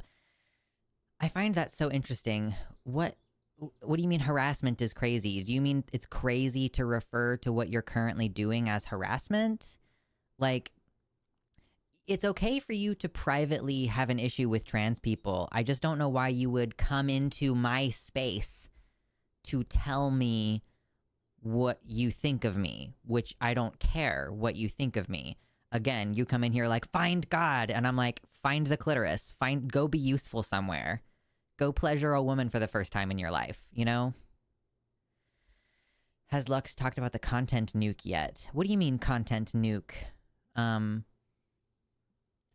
Someone said earlier they wanted me to talk about Sarah McBride, and I haven't gotten into this yet. I'm still dealing with trolls in the chat.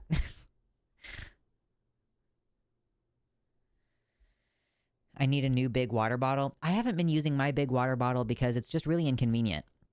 I think maybe I should reattach the straw. I stopped using the straw attachment because I felt like it was making me bloated.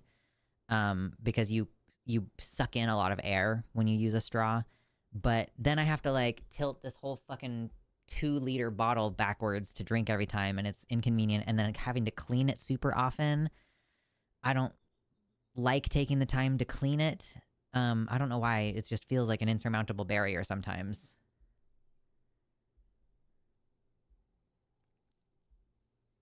The Hassan versus Ethan versus Caseytron content nuke video. No, I have no idea what that is, and I really don't care.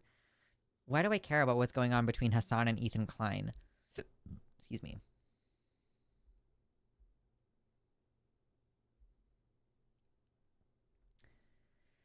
Mama says maggots are really active today because their orange piss baby massively fucked up and everyone is criticizing him, so they have to lash out. True. Kitty says, I got lucky and my art teacher literally did a semester on propaganda and how art is used in large scale.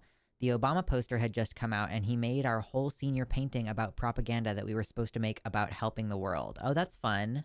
That's a good assignment.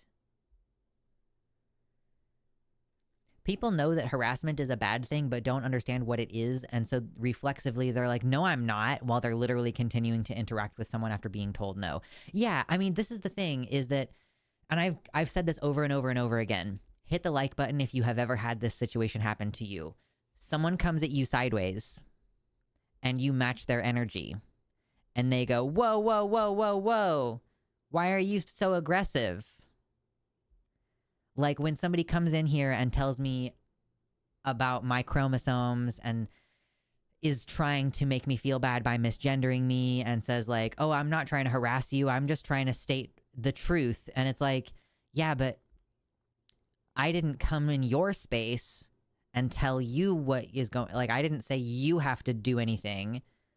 You're just in my space, like being rude and coming out of nowhere, and like I'm trying to have a nice broad discussion where we can talk about a lot of different issues, and people want to take it back to fucking transphobia 101. It's so weird, like, to not recognize that what you're doing is harassing someone. Yeah, true. Do not come in my space. That's sexual harassment. That's a different thing. But also don't do that. I don't want to be sexually harassed either. This is my job.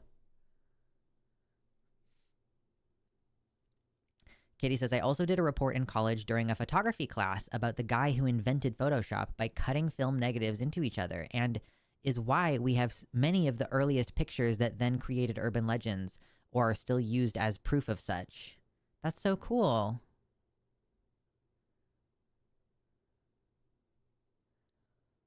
You've learned so many important things while researching for an art presentation. Yeah. I think that, you can make art without being like widely cultured, but I do think that you can you can expand the symbolism of your art by learning about culture. You can make more beautiful art if you understand things about philosophy and you're familiar with other famous works. Like, it probably would be a lot easier for me to comment on movies if I had seen a lot more classic movies. Like, I have a lot of classic movies that I need to catch up on that are like defining of film as a media, or as a medium. And yeah, I think that I probably would make better movie reviews if I did that. They think they have the right to an opinion, but have they considered that they might be the asshole? I think that's another thing too. People think when they are correct, when they feel that they are technically correct on the fact of the matter, they really just don't consider that it just might be a rude way to talk to someone, Your channel popped in my feed, so I did the right thing and preach so I can save you from this confusion and transgression. I'm good though. I'm good. So what you're doing is harassing me, which, like, I have the power to block you. So to be clear, I'm kind of allowing the harassment to continue to an extent, because I do think it's a good, like, sort of teachable moment, I guess, where maybe you won't understand what you're doing, but other people will see what you're doing and understand that this is just like, you're just being antisocial. I am not going to change anything about myself because of an idiot in my YouTube chat. I've been out as trans for 15 years. 16 years? I've been out as trans for 16 years. The cat is not going back in the bag at this point. So I don't, like, Okay, what you're doing actually, and this is something that I think people should be aware of. There's this thing that evangelicals do, or that Christians in general do, where they go out there into the world, they tell people the gospel, and the gospel often includes things like you're going to go to hell and God hates fags and stuff like that. And they say those things, and then people reject them socially. People say, hey, you're being an asshole. People say, fuck your religion. People say, like, go fuck yourself, you know? And then that religious person goes back to their congregation and says, oh my gosh, I was trying to spread the good word. I was just trying to tell these poor faggots that they are going to burn in hell. And then the religious group says, oh my gosh, like, you did the right thing. You did the right thing. And then the person's like, well, they were mean to me. They didn't like what I had to say. And they were like, well, you did the right thing. Like, they rejected the word of God, but that doesn't mean that it's not true. And I'm not saying that you are Christian, you fucking moron. I'm saying you're doing the same behavior that a Christian would do. You keep saying you're not American, you're not MAGA, so you're not Christian, so you're a Muslim, I guess. Or like I can't imagine a Jewish person coming in here to tell me that I'm fucking an abomination or whatever shit that you like. Studies show many trans people regret surgeries and hormones. Go to the line. Call me on Thursday and get the fuck out of my face right now, dude. Yeah, studies show many people regret interacting with Legend. Jesus Christ.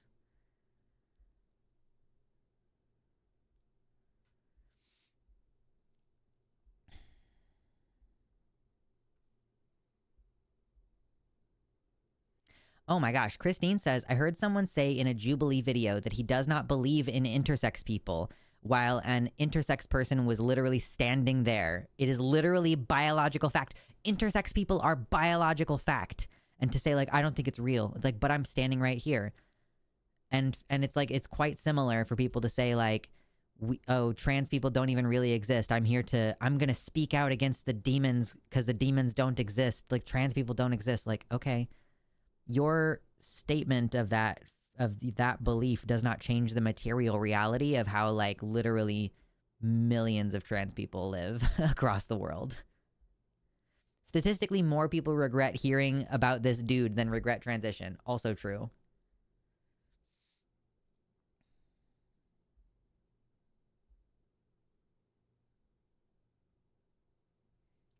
Is that true? Nuvenol says this better not be a Jewish person. It's explicitly a high sin in Judaism to talk shit about someone else, whether it's true or not. Really?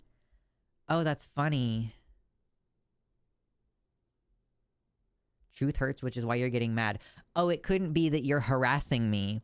It couldn't possibly be that I'm mad because you're coming in here and disrupting my social space. I own this social space. It belongs to me. You don't have the right to be here. And in fact, goodbye. You are not allowed to talk anymore. Go find another Smurf account and I'll block that one too. Thank you for engaging with my content and helping me make more money.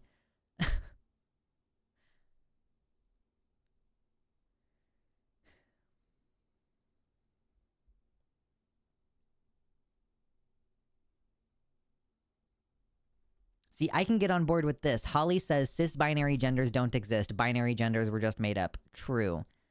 Talking about gender ideology. Yeah. I guess this is a good thing. The more trolls we get, that's a good thing because it tells me that YouTube is showing my content to more people who've never seen my content before. I'm just going to take it as a win. I'm just going to take it as a win.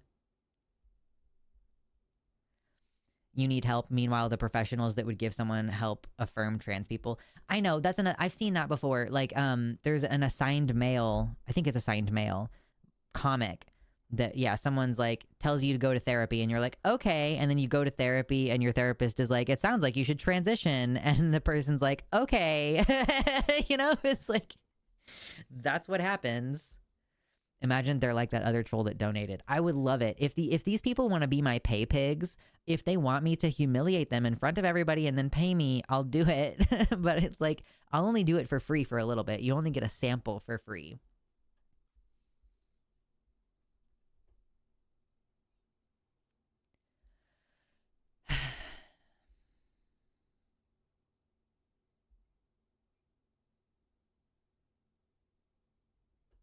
Yeah, Mama Mephistopheles producing a meta study of 51 studies that explicitly show transition benefits trans people. Wow, look at that. Isn't that crazy how that works?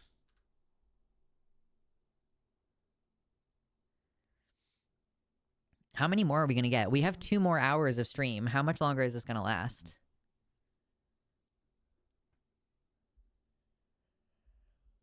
Are they going to keep coming in here? This is so weird. It's the weirdest behavior. Oh, I completely missed us getting 69 likes. Oh, thank you, though. Thank you, everybody.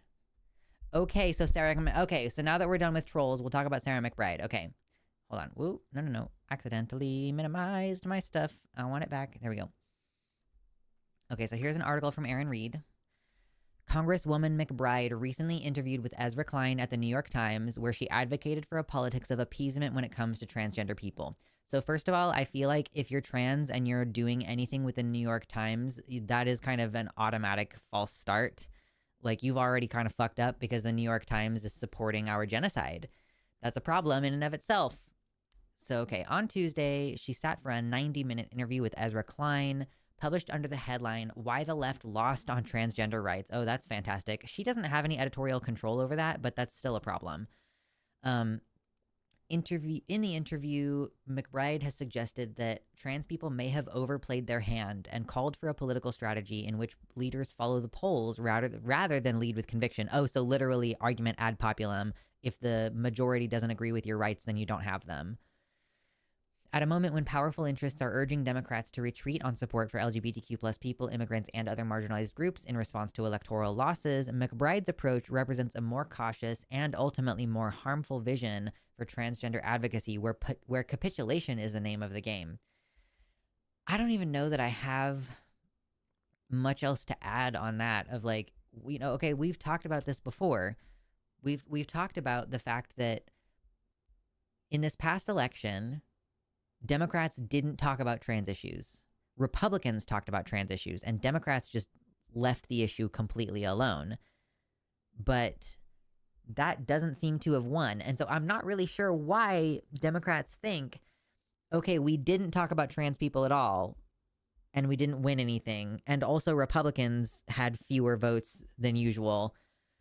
Like, how is that going to turn around into like, oh, we need to even more aggressively distance ourselves from trans rights, or even we need to start joining on the attack against trans rights? Like, they keep telling progressives, like, you need to fall in line, you need to vote for the establishment candidate regardless of whether you actually agree with them or whether they actually represent you. And people are just like, you're losing the progressive vote and you expect progressives to step in line, but you aren't representing progressive interests. So, like, I don't know what you think is supposed to happen here. Like, that you just want me to continue voting for your shitty candidate regardless of whether they actually represent my interests? I've retweeted a couple people here who've talked about this today, actually. This is from Nerd Skull, who quoted the idea that progressives need to stop splitting the vote and fall in line. Funny how it's always progressives who are splitting the vote and not the people working super hard to alienate progressives and make sure progressive policies never see the light of day. And all the people insisting to progressives that you have to build coalitions, those people are constantly trying to make sure that progressives are actively excluded from the coalition. We are not even part of the conversation, much less part of the people making decisions about anything. Sarah McBride is actually inspiring me to run for office because we need someone who actually has a spine to represent trans people. I sincerely hope if you ever do get in office and you have an opportunity to meet with her professionally, I really would love it if you were in the middle of shaking her hand saying, "Thank you so much, Sarah McBride. You inspired me to run for office because of how fucking spineless you are. Thank you for inspiring me to show the people of this country that there are trans people out here who actually are going to stand up for themselves and for their community, because all of your trans constituents and all trans Americans who are looking to you as an example to lead are disappointed." And then just fucking leave it at that. I think she's terrible. I just think she's terrible. Okay, what else? There was something else I wanted to look at.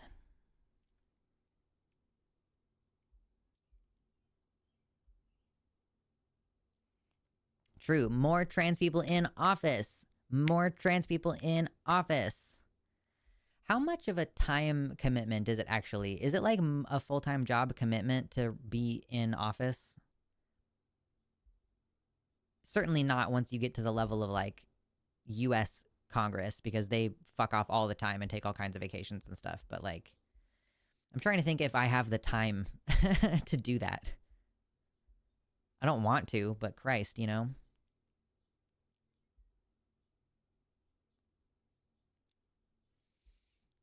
Holly says, in all nations, they destroy the left with psyops first because the alt-right will annoy the ruling class, but at least keep the ruling class in power. True.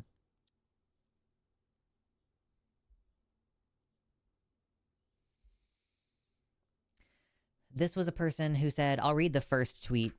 Says, the idea that pro-trans movements led to anti-trans sentiment is egregiously out of touch with reality. Increased LGBTQ representation led to historic shifts in public opinion toward the community. The aggressively bigoted and violent campaigns that lied about trans people are clearly responsible. And Casey added on to it, it's an easy cop-out to think trans people are responsible for our own oppression, because if that was the case, it's something we could have control over and remedy.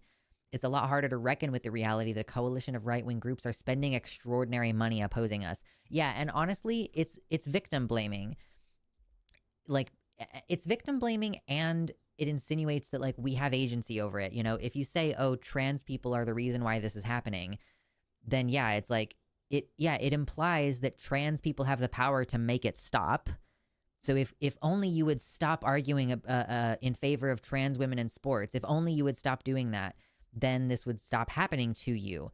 And it also is a way for people to abdicate responsibility to help fix the problem. Because like if a cis person thinks that trans people are responsible for the situation, then they won't help. They don't feel like they need to help. They don't feel like they need to intervene. They don't feel like they need to protect us, because ultimately it was our fault in the first place, which is the same thing that like women have been dealing with since forever. They're like, oh, well, if you dressed that way, you went to that guy's house, you went to that bar, therefore we don't need to do anything to protect women, because ultimately it's women's fault. And if women only just did a better job of protecting themselves, this wouldn't happen. Like rape would end if women just took it more seriously. You know what I mean? Like that's the kind of insane shit that people think. And it's just the same ideology being extrapolated onto trans issues. Like if someone hurts you because you're trans, like, well, you kind of knew what was going to happen if you went out wearing makeup and a dress in your town. You know, I mean, you live in a small town, so you knew what was going to happen. Instead of like, I should have the freedom to wear what I want to wear without being worried about violence. Actually.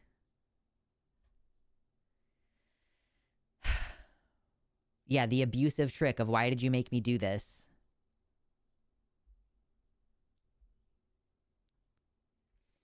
Mama says that Democrats would rather lose as conservatives than win as progressives. They don't want to be beholden to a progressive constituency, even if that means losing the presidency. Every progressive vote they gain is a negative in their eyes, so trying to scrape those 8 stupid centrists to vote for them is their only option. What are your thoughts about the right and left not breeding with each other? I think that's a weird way to say that. But also I think that it's not even that big of a thing, because like how many of you know a liberal white woman who is in a relationship with a man who will not talk about his political beliefs? There's plenty of interbreeding between left-wingers and right-wingers, I can assure you.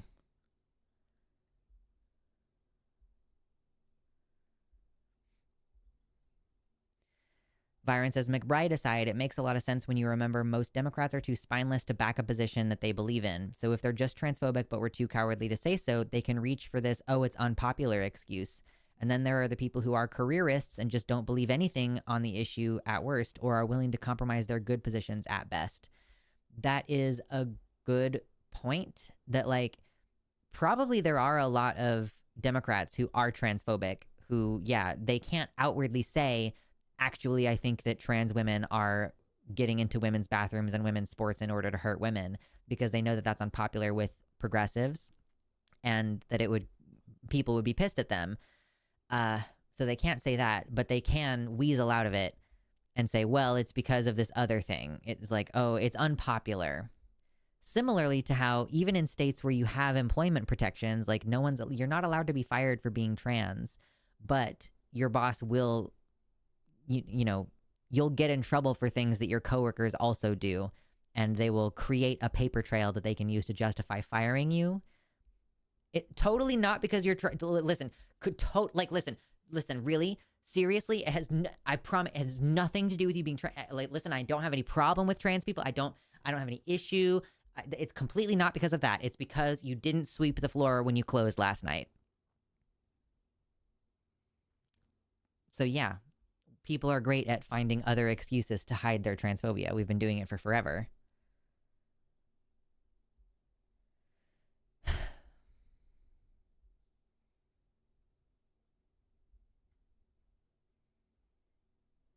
What frustrates me is how little they talk about the fact of how much hormones change your body when it comes to sports.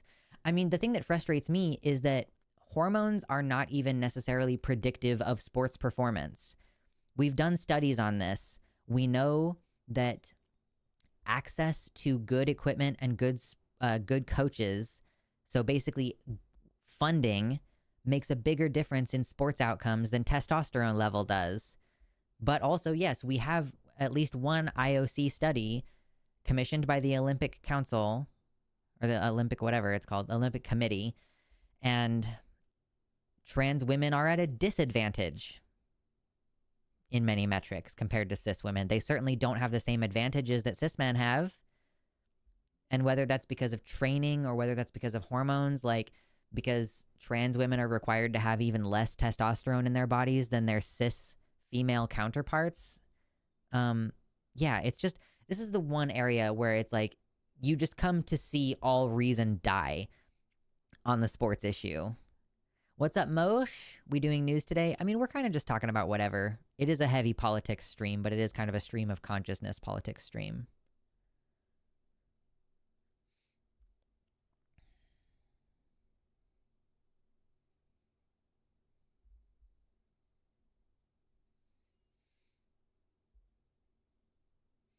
If I were a politician, I would put in place more policies around actual women's safety and debunk trans myths, putting more focus on the actual problem. I mean, that is kind of one of the struggles that we have as people who care about women's issues. Like, I'm trans and I care about women's issues, okay? But the things that I care about are like women getting sexually assaulted by powerful men and then told to be quiet. Of course, the problem is that the people who are pushing this narrative about protecting women are powerful men who are pointing at trans women saying trans women are the problem. Meanwhile, they want to keep raping people in private. Like, unfortunately, that's the situation. So if you try to introduce laws that say, like, police are required to process rape kits within a week or something, or like police are required to prioritize these cases, or like we're going to increase the punishment for rapists, or we're going to lower the bar for evidence, or we're going to extend the statute of limitations, like any of these things that you could do that would make it easier to prosecute rapists, which is, I think, it represents one of the largest, or like at least one of the most impactful aspects of women's rights and women's safety that goes unresolved. The problem is that the people in power don't want to make those changes because they want to abuse women. So it's not about women's safety. They want to abuse women. They want to use them as incubators. They want to deny them bodily autonomy. They want to own them and have them exist as servants and second-class citizens who don't have a vote. So you can't really work with those people and say, I agree that women's safety is important. Let's try to focus on the actual problem, when like they just want to control people, women and trans people and everybody. Only 4% of it, is that 4% of accused rapists actually get convicted in America? Or is that 4% of, I don't even know. How would we quantify that unless we had like accusations that then didn't result in, if we had like allegations that don't result in prosecution?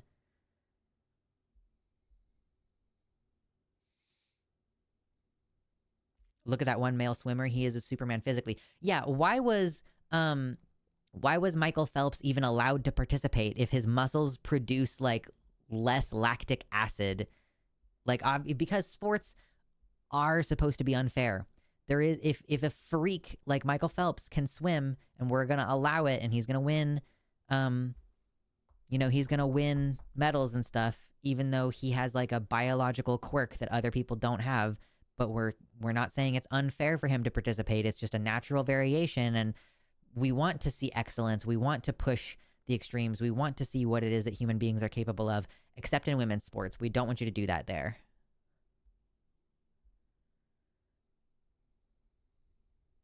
Why do these type of conservative men just hate women but still want to date them? Just admit you're gay then.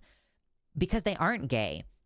They are sexually attracted to women, but they also want to subjugate women.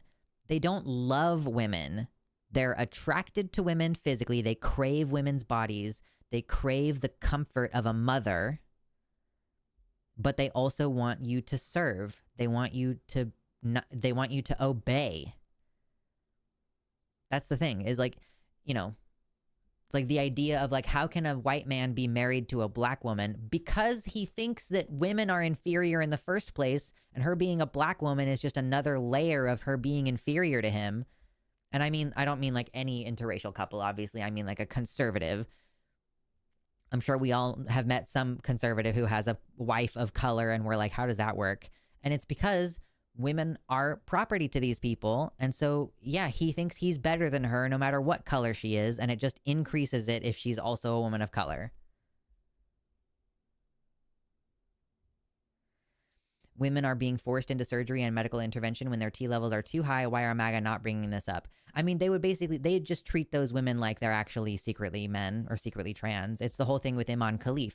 Like, that Trump to this day is still saying that Imam Khalif is a man. Like, no, she's not. We don't even have any definitive proof that she has elevated testosterone levels. Like, a Russian organization declared that, and they didn't release any of the results. And the IOC already doesn't even work with that organization anymore because of how shady they are. So a shady Russian organization said that Imam Khalif had testosterone levels that were high, or like XY chromosomes or something, didn't release any proof. And so this cisgender woman, we have pictures of her as a child in a country where it was not acceptable to be trans. And if she was intersex, it would have been normalized. But she's not. She's cis girl, cis woman. And they're just going to keep lying. White guy and brown woman is fine for them, but switch it and then it's all hell breaks loose. Yeah, like a black man and a white woman together. They don't like that.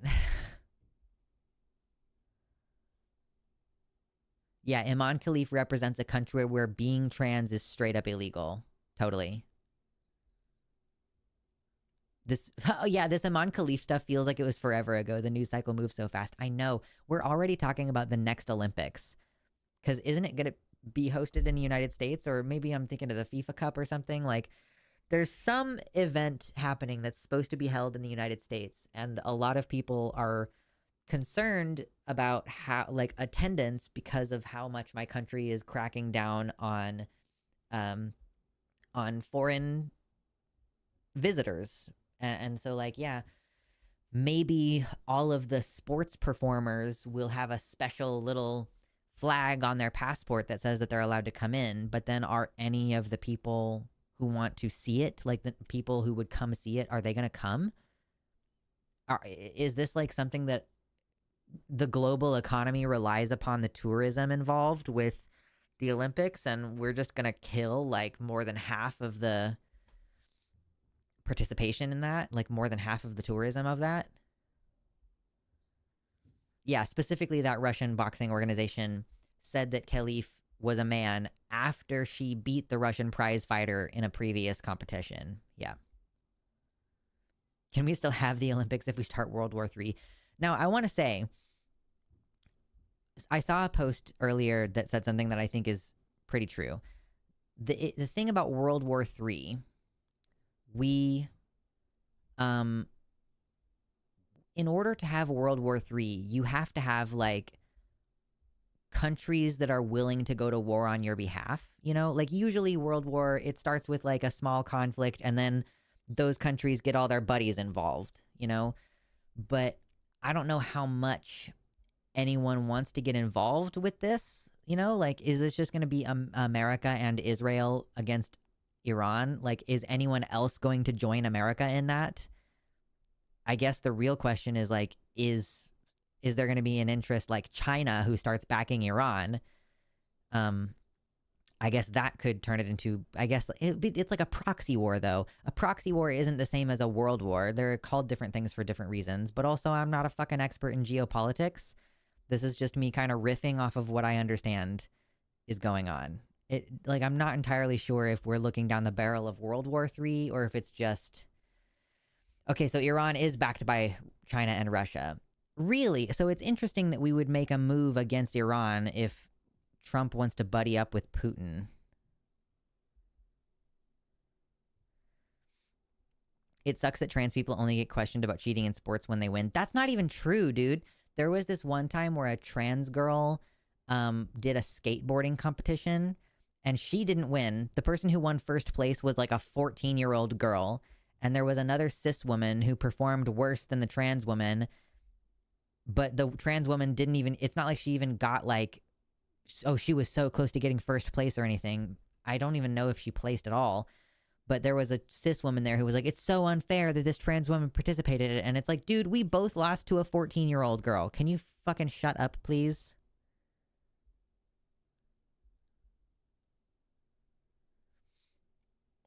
Trump wants to buddy up where the money is, and at the moment it's Israel. Yeah, sure. I wonder how much Trump lost respect for Putin after that recent attack by Ukraine.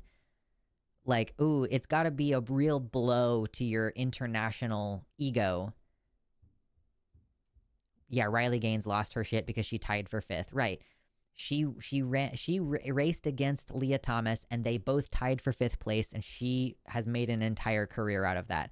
So yeah, trans people get questioned about sports even when they lose, even when they tie for 5th place. In that one day that Leah Thomas won, so she won first place in one race, she tied for 5th place in another, and she got 8th place, which is dead last, in another. Of those 3 races, she won one of them and did pretty fucking terribly in the other 2, if we're being honest. Like, comparatively. I mean, you're already at a competitive level of swimming, so, like, I guess it's not fair to say you did really terribly, but, like, you didn't place. You didn't even come in top 3, so I don't know.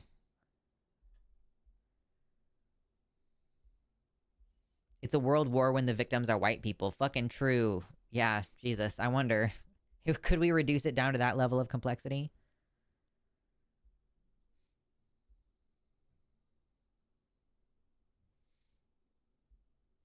Nikki says, I think about half the football supporters wouldn't come to the World Cup. Yeah. Yeah, Riley Gaines says she likes swimming, but we never see her swimming, do we? It's because she can't perform. Like, she can't make a career out of that. She's not an Olympic swimmer. Which is fine. It's okay to be like a mediocre athlete.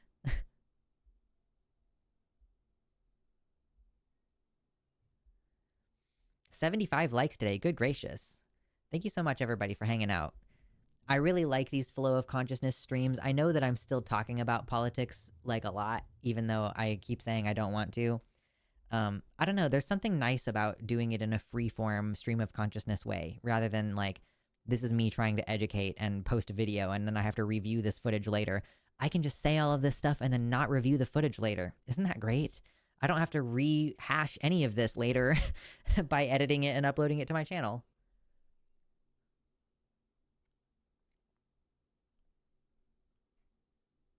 Yeah, Riley Gaines, professional loser. Aw, shit, you guys better level up. Kitty Tick was the first like on the show today. You gotta catch up. You gotta get here early. You gotta beat Kitty to get the first like in. I'm also trying to get to $100 in donations. If you have $5, donating it directly through the website is better so that YouTube doesn't take like half of your donation for themselves. If you can afford it. If you can't afford it, don't worry, babes. I need to find a decent herbal tea for regular iced tea. All the teas I like iced are fully caffeinated. I can't help you with that. I tried to do a boba tea recently, and I just didn't do it right, I think, is the problem.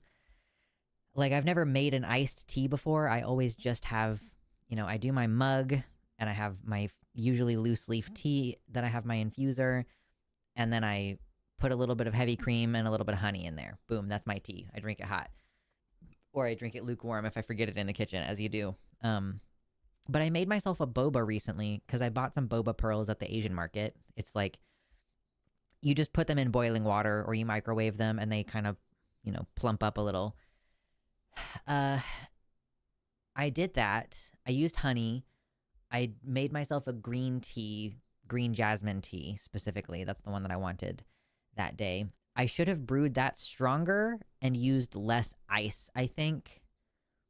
Or like if I was going to use ice, I guess you don't even need to. You can technically put bobas in a hot tea, can't you? I just don't usually drink hot tea out of a straw. That's a great recipe for burning the shit out of your tongue.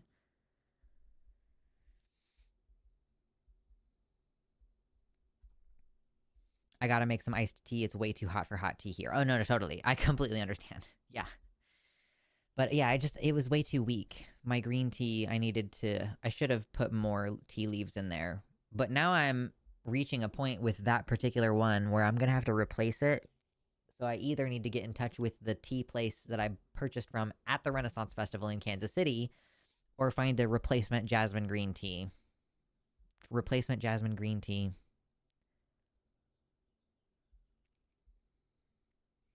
Katie says, not gonna lie, it was super funny. The Discord notification came through at the same second I refreshed YouTube and your video was top left. I do like it when YouTube understands, like, I want to watch someone's content the moment it drops. It's kind of not the same anymore, but it used to be like whenever PhilosophyTube would post a video, literally it was the first thing on my page.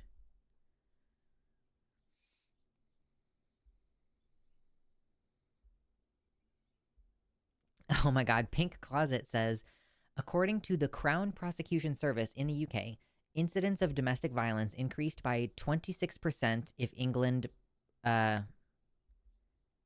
wins, 38% if England loses, and 11% the next day, win or lose. So if they want to really protect women, they should ban soccer. That's fucking hilarious.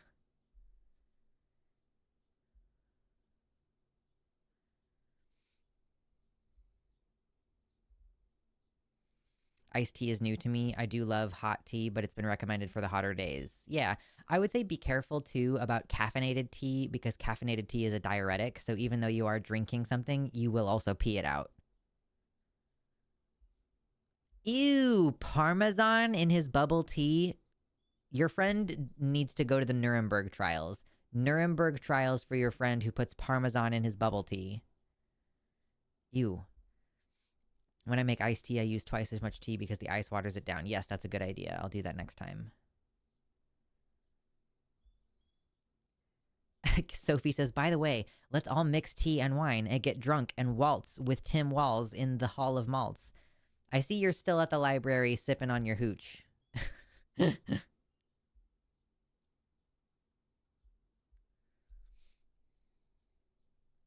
Need to make sun tea. I love sun tea so much as a concept.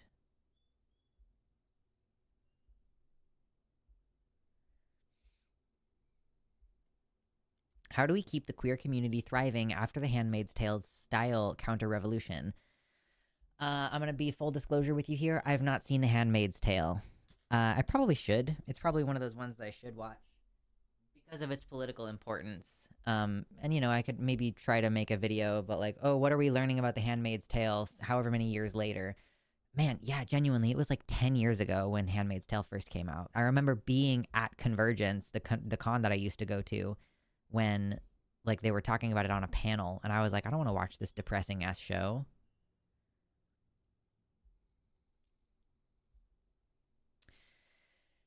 But how do we keep the queer community? So assuming that there's like, I guess spoilers, like I'm assuming that there's some kind of like they retaliate. The women who are being subjugated retaliate. Or you're just asking like, how do we keep the queer community thriving after some kind of counter revolution? I mean, I think that the thing is you have to start now. You have to start now with like establishing community with people. I have been really lax in that. I really wanted to try harder to meet people in person here. I just haven't had the motivation and like the time, and it sucks. Like, I don't have my car all day, so I'm like, whatever. It's just difficult.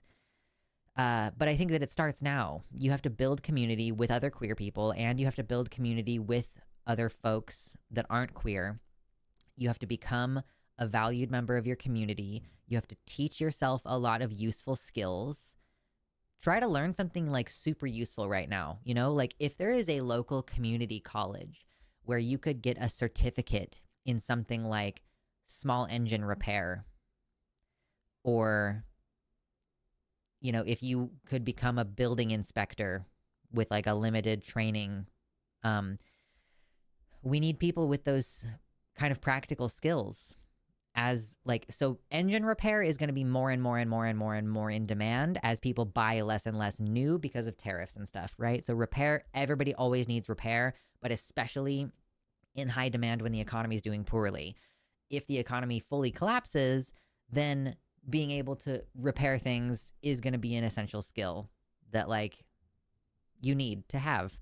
Building inspectors know all kinds of little things about how like safe wiring and safe building structures, and like you could help with rebuilding after if there's like a fucking bomb that goes off or whatever.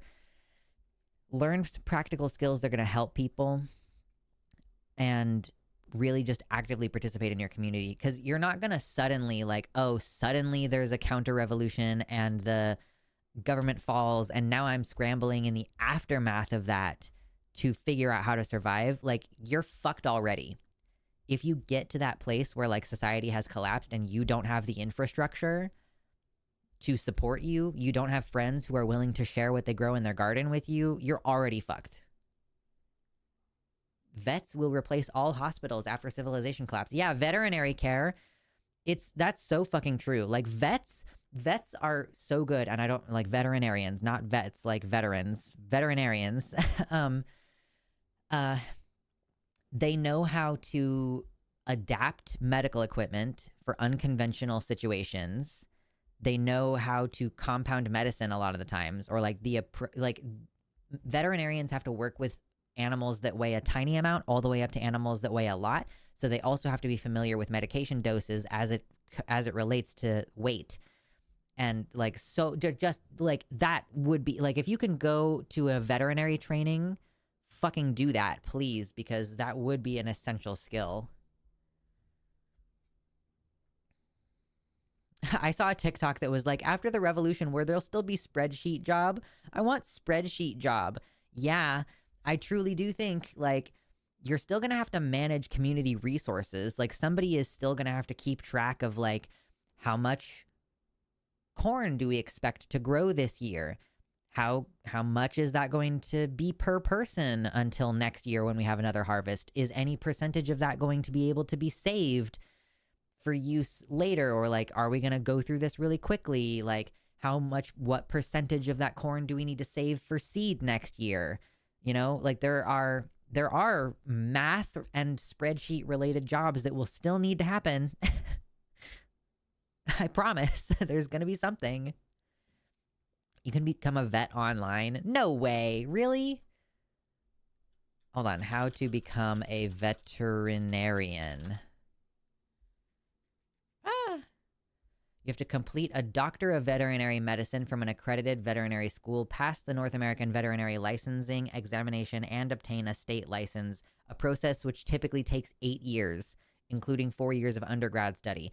Now, that doesn't necessarily mean you couldn't become a veterinary assistant in a shorter period of time. But yeah, being an actual vet is like a normal college kind of situation.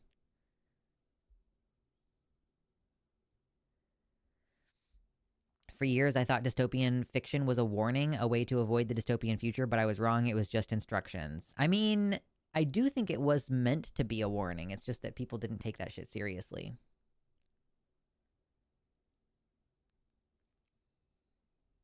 The queer community needs to find an island and build a country where it's pride every month. Any child born on the island would be brainwashed to be queer, And we make money by being a prison for cis straight people where they are locked up and get triggered every day. Wow. That is quite an interesting vision of the future. Can't say that I agree.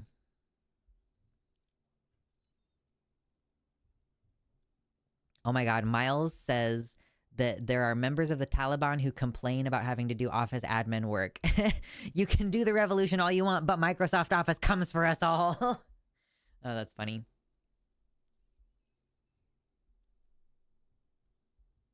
Trump really doing the whole war is peace thing right now. Yep. Not much you can do about that, huh?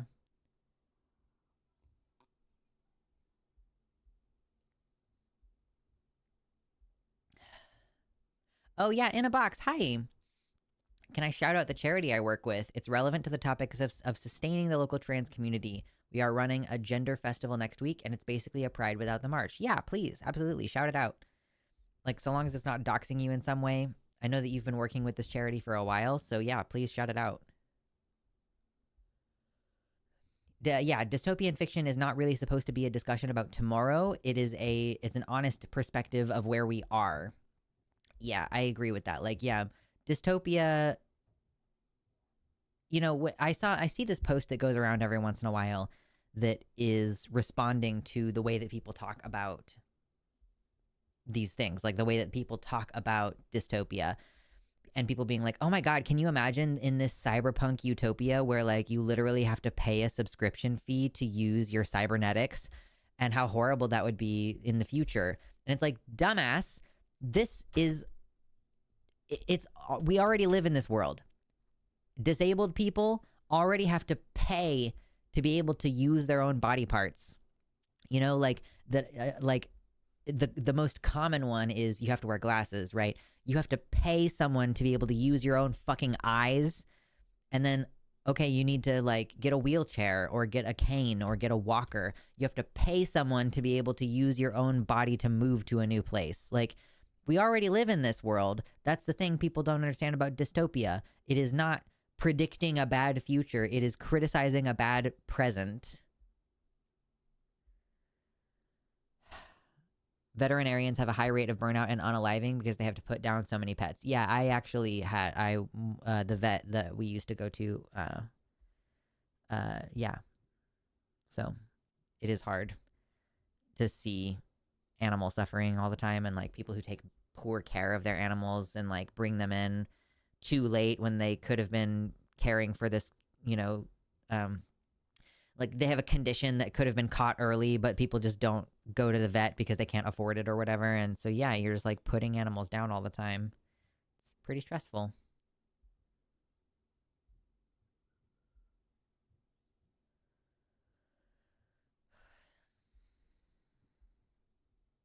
My old GM got mad at me for saying his cyberpunk nuclear wasteland was nicer than America now. Jeez. Oh, this reminds me. I watched the first episode of Fallout last night, the Amazon Prime show with Walton Goggins, and it was really interesting. I don't know if I like it per se. I'm gonna keep watching it a little bit more. I was like most of the way through the second episode, and something was just really loud, and I was in the middle of trying to do something on World of Warcraft, so I just like had to pause it. I'll come back to it later. But I mean, it was definitely like weird. It was definitely quirky. Has anybody seen it? Can you tell me whether it's worth it for me to continue watching Fallout? It wasn't like for the channel. I'm not watching it to make a video about it. I'm just watching it like because I wanted to put something on, and I was like not sure what I wanted to watch, so I just kind of arbitrarily picked that.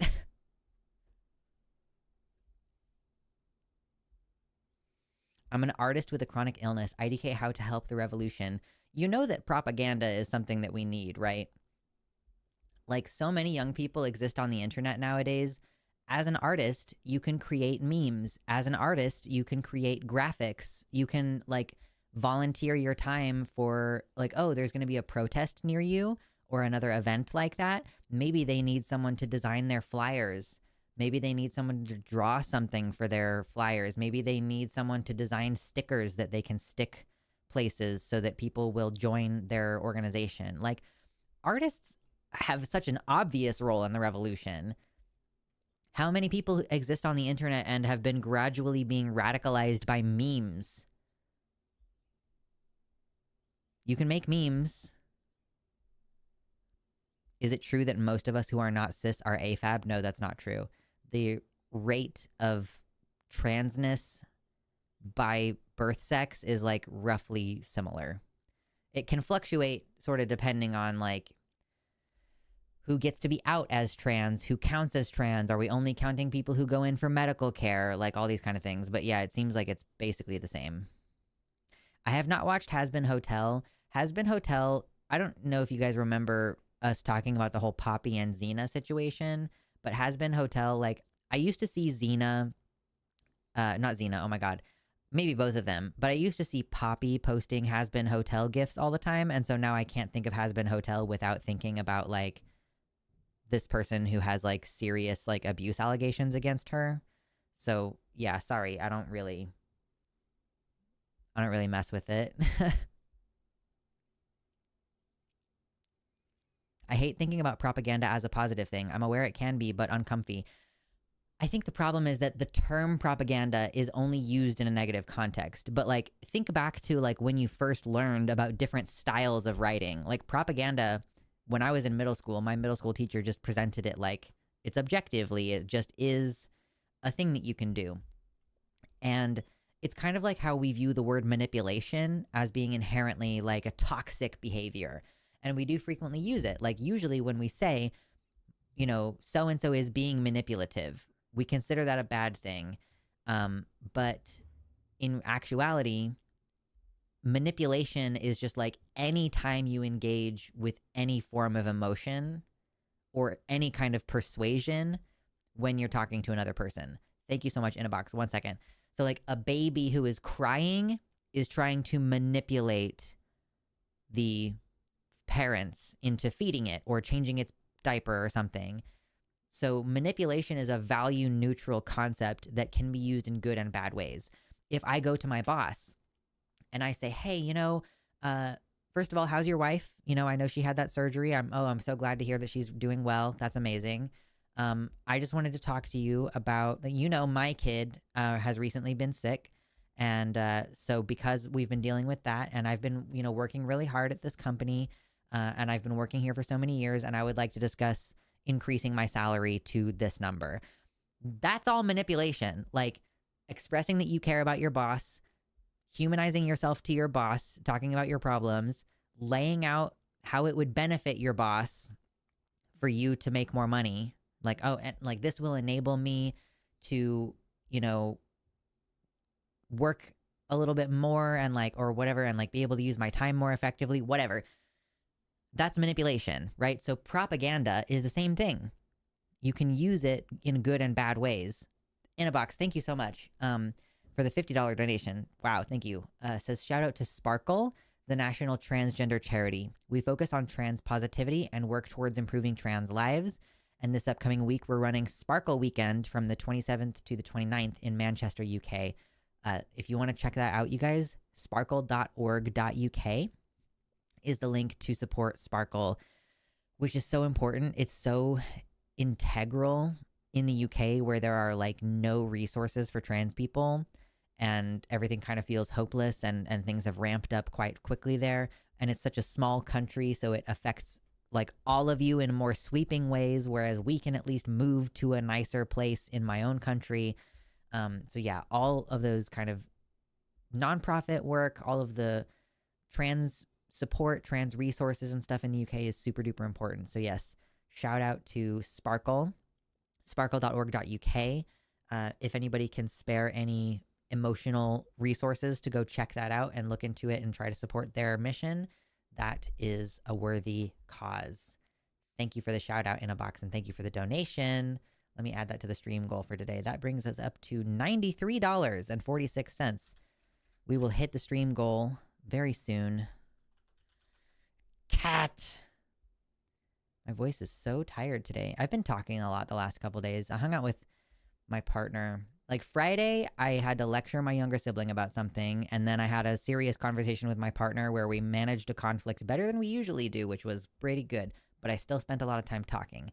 And then yesterday, I went bowling with my partner and hung out, and he's trying to buy a vehicle, so we kind of drove around and looked at some vehicles. And then yeah, so I'm just, my voice is like really tired. I'm grateful for Repo the movie because so many more people saw Repo the Genetic Opera as a result.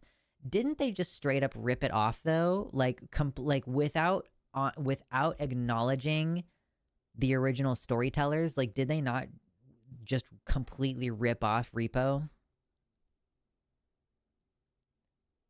If you guys don't know so Repo Men is the name of the movie that had Jude Law.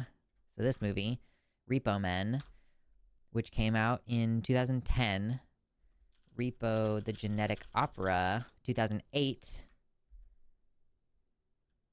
These movies have the same premise.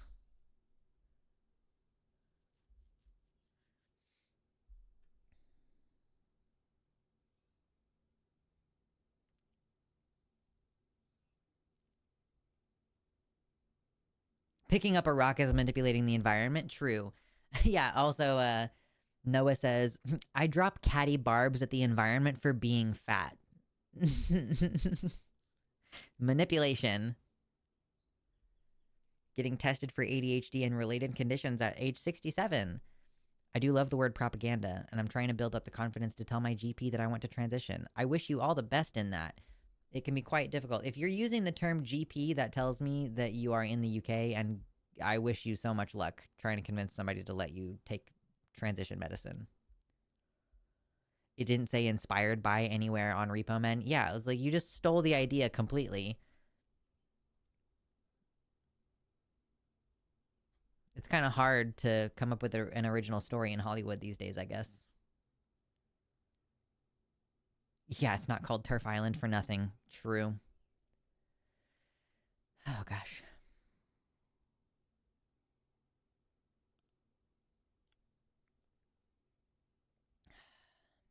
I've been wanting to get back into making art. It's just with the rise of AI, I've been feeling discouraged.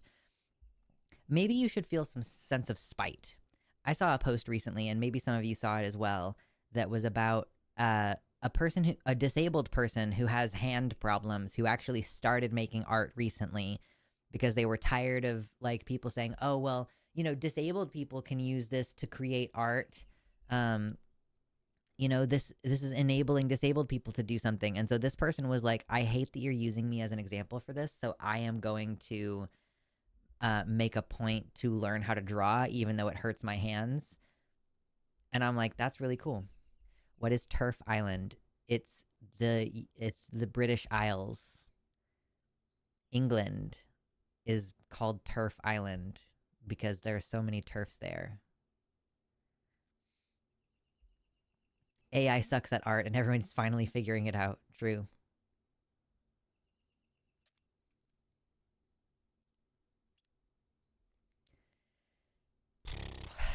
Need to check something real quick. Talk amongst yourselves for a second. I'm just going to rest my voice for a second here. Actually, I might take my little break just here in a moment, just to rest my voice a little bit and then come back for the last hour. I remember my best friend watching Repo when we were off stage during a production. When I was a teenager, I was in theater, and definitely like me and my theater friends would watch Repo the Genetic Opera in our off time. It was for sure like influential on the culture of my theater group. Okay, I am just going to put on some tunes really quick, and I'm just going to take my little midstream break and rest my voice because my throat hurts. And then I'll come back rested and ready to fucking go. You guys should drink some water while we're taking a break. You go get some water, okay? Let me make sure. Okay, that's not muted. Good. Oh, I'm sorry. This was muted earlier when Inabox donated. Sorry. Hopefully it's not gonna mess up the next person. Okay, I'll be right back.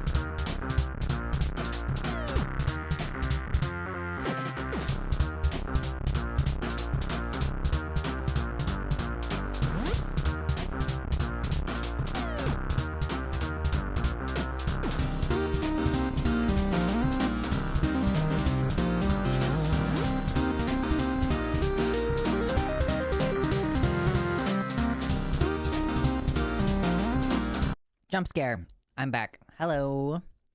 Sorry, I took a slightly longer break than I was planning to because right as I went to go take my break, my partner got home with food. And I was like, I'm gonna absolutely house this spicy chicken sandwich. So, sorry, I had to just take a minute to hork that sandwich down.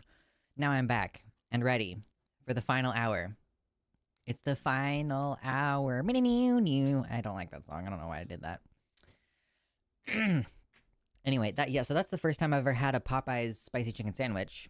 Because we had one near where we lived before, but they were always like out of shit. And this was like a couple years ago, so it was before, it was before all of the bird flu outbreak. So I'm like, you guys didn't even have the excuse that there's like a bird flu outbreak. Just supply chain issues with the chicken or something. So yeah, I had never had a Popeyes chicken sandwich until just now. And it was fine.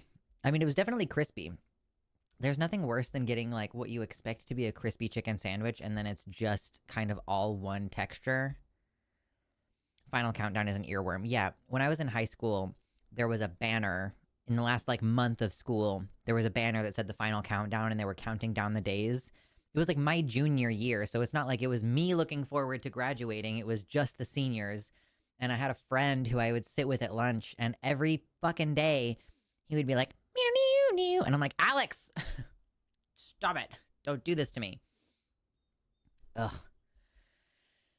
Oh, well. But yeah, spicy chicken sandwich. It was tolerable. It was pretty good. It was like mildly spicy.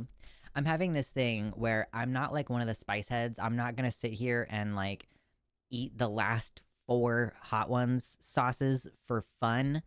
But I am at a slightly higher than average spice level.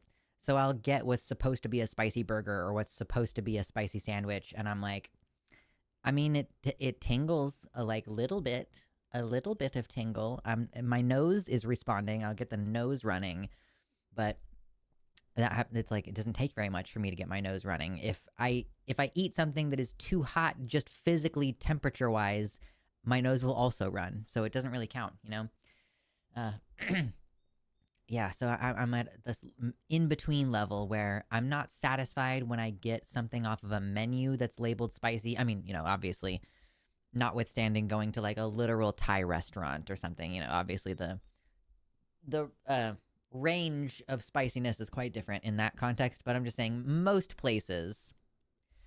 I really want to try Da Bomb. I'm a sucker for spicy punishment. I mean, you can buy it online. Also, they would carry it in liquor stores, or at least a couple. There was this one particular liquor store that I liked going to. At the time, I worked at a gas station, and the manager of the liquor store would come into the gas station often.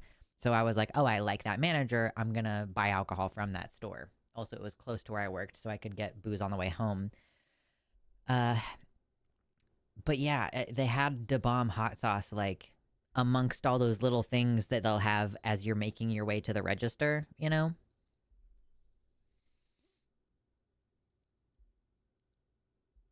Yeah, restaurants don't actually do spicy food. They have a level of heat the general public is okay with.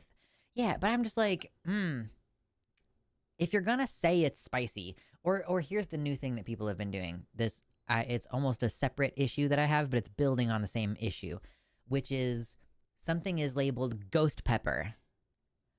And I love the taste of ghost pepper. Like, truly, I think it's a delicious fruit. It's quite impeccable.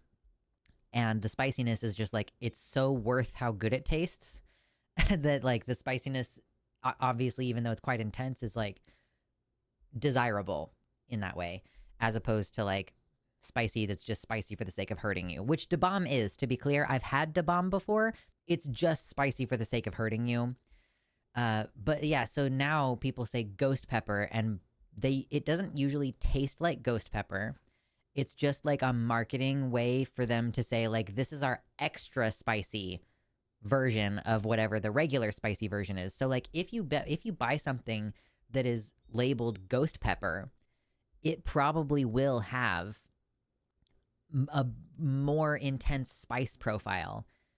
But when I buy something that says ghost pepper, I'm not like, oh, yeah, I want, like, the double spicy version of the same shitty thing. I'm sitting there thinking it's going to taste like ghost pepper, and then it doesn't, and I'm so sad. So sad. Naga chilies taste nice. Ooh, I don't know if I've had naga chilies before. Like, so far, I'm a big fan of, I love jalapenos. I love chipotle because chipotle is just roasted jalapeno. I mean, all of these plants are literally the same thing. They've just been bred to have slightly different qualities. So it's not surprising when the flavor is good.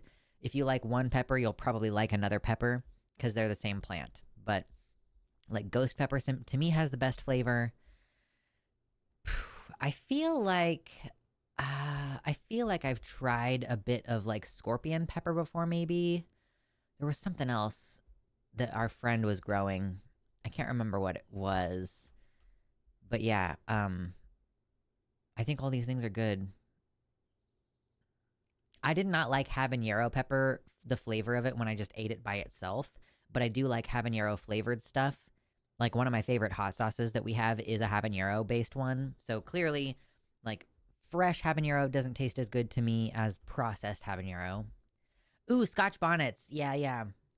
Making jerk chicken with Scotch bonnets. That sounds delicious. Popeye's ghost pepper wings taste like barbecue. There is kind of a sweetness to the ghost pepper that I think could fit well in a barbecue context, but Scotch bonnet's a really fruity pepper. Yes.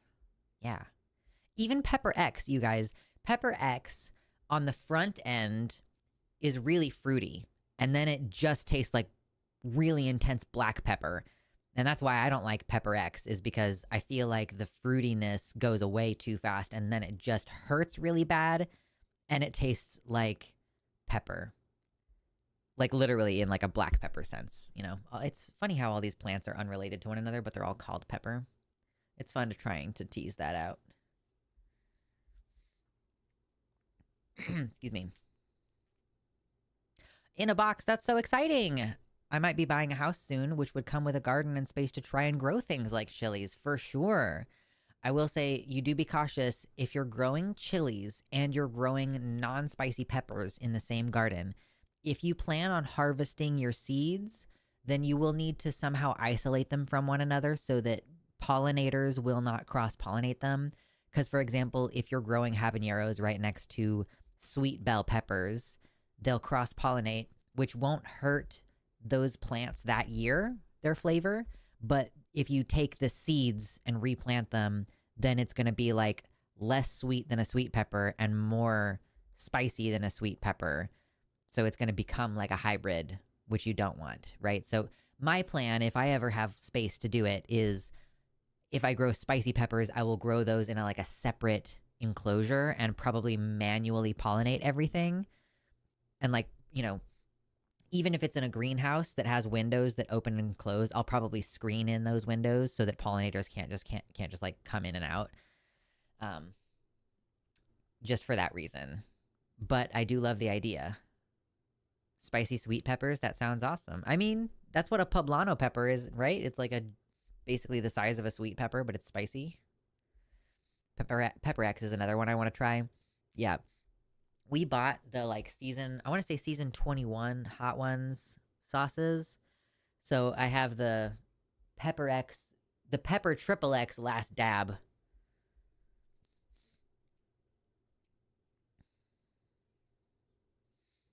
Noah suggests that homegrown will often be much stronger than the stuff you'll get at the store. Just a caution.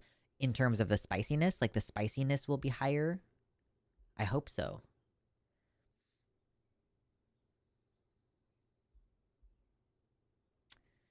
Maybe Scotch bonnet is the one that I had instead of scorpion pepper.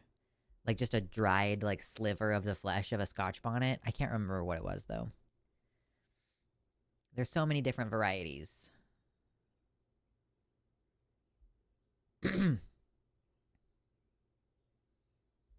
Guajillo peppers are really tasty. Not spicy, but they taste like smoky red wine. Oh, God, you got me fucked up with peppers. They're so good. I've been into pickled peppers recently. Yeah, I always have a jar of jalapeno pickled peppers. Like, you know, jalapenos in a vinegar solution. Those are always delicious. I'm a big... if I ever eat hot dogs, I just put ketchup and jalapeno slices on it, like pickled jalapeno slices. That's my preferred method for the hot dog. So it's always good to have those on hand. Recently, I've been getting into kimchi. I did recently try to eat some kimchi, and I was like, this is actually way too sweet, weirdly enough. Maybe I need to pull that jar out of the refrigerator and leave it on the countertop to like ferment a little bit more. Because I was like, man, it like smells too sweet. It tastes too sweet. This is supposed to be tangy. It just was not what I wanted.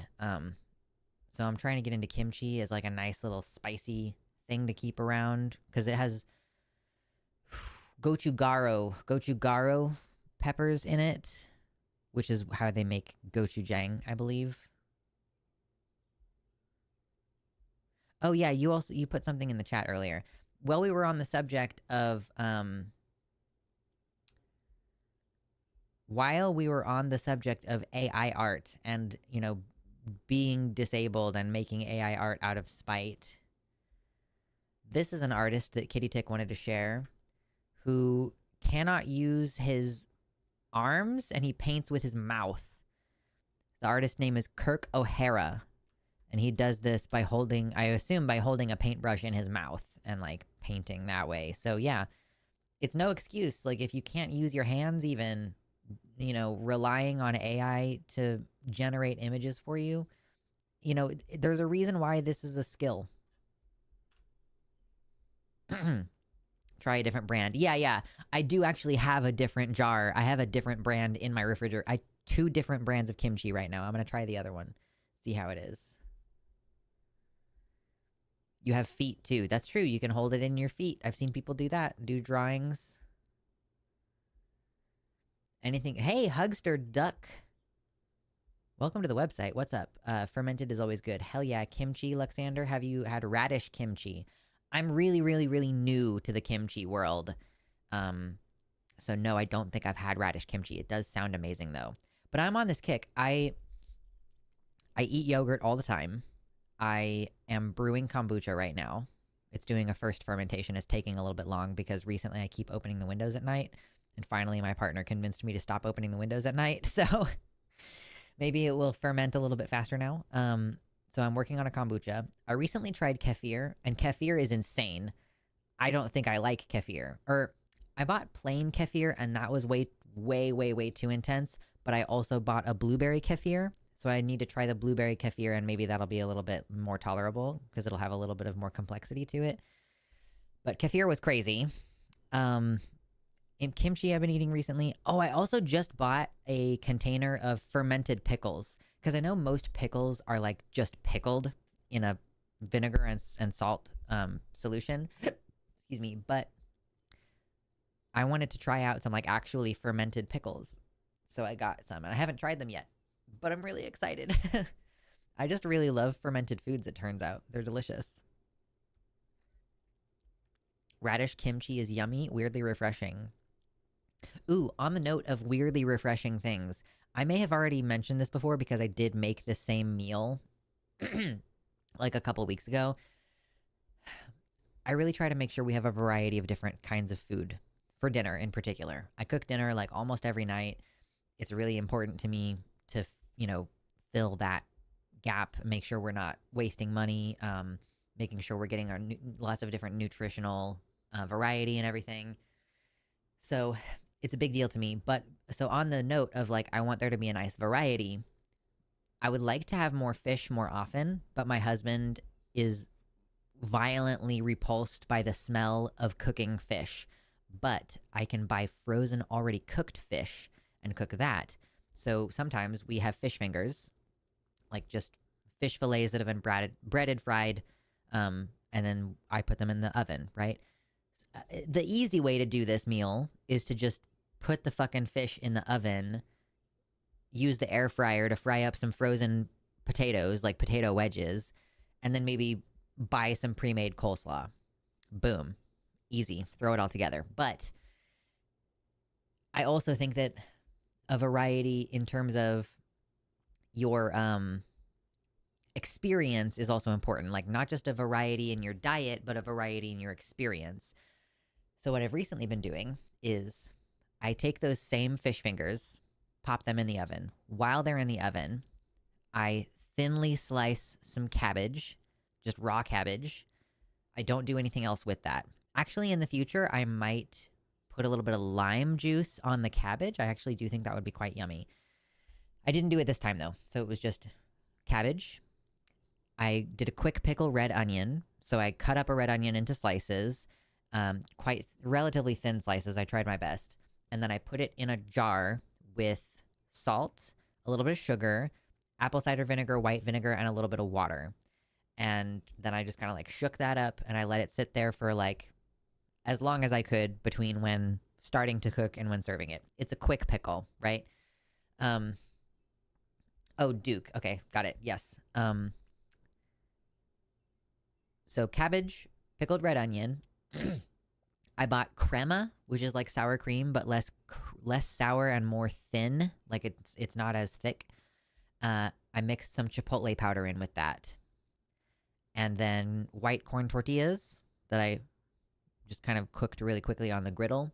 And then hot sauce of choice. We have a million fucking hot sauces. So at the end of the process, I have a corn tortilla, one fish stick, cabbage, crema, pickled onion, hot sauce. So good. Genuinely, like, so good. My partner was like, this is so refreshing. Because you have, obviously, like, food is about these, like, learning about balance, learning what things go together. So, like, you need some freshness and, like, texture. So you get the texture and freshness from cabbage. You have the acidity of the quick pickle that kind of counteracts the fattiness of the fried fish. And then hot sauce can also bring a little bit of like freshness. The crema brings a little bit more like fat. The chipotle brings like a smokiness. It's just really fun to get really good at cooking. This is a thing that I have learned. I'm really, really good at cooking and I like being good at it.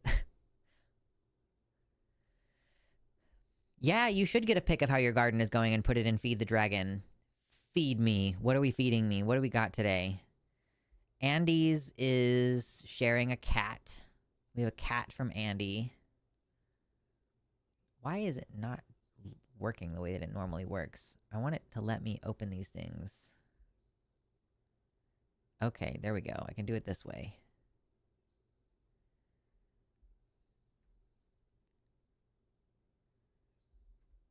I'm just going to start opening a bunch of these photos, and then we're going to go through them. Y'all can send me you can send me pictures of cute animals, or your garden, or food, or whatever in the Feed the Dragon channel on the Discord, and occasionally I go through and look at a bunch of them.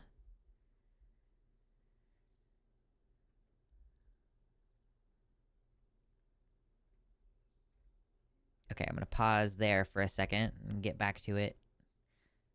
Okay, here we go.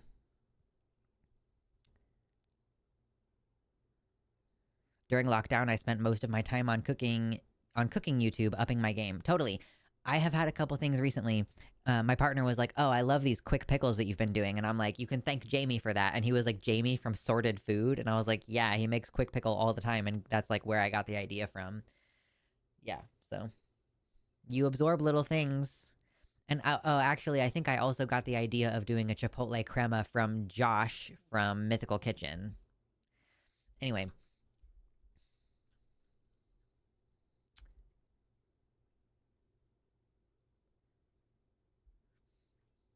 Chinese, Vietnamese American, he, him, hetero-romantic, cis ace.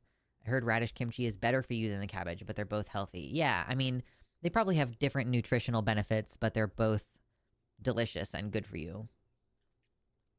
Like, fermented foods are good for you, so whether it's cabbage or radish, both of them are going to have, like, kind of the same probiotic benefit. Try cod or rainbow trout for the hubby. I hate fish too, but those two are okay to me. He can eat fish completely fine. It is not a problem. He can eat raw fish, even. He eats sushi, but it's like something about cooking the fish, going from a raw to a cooked state.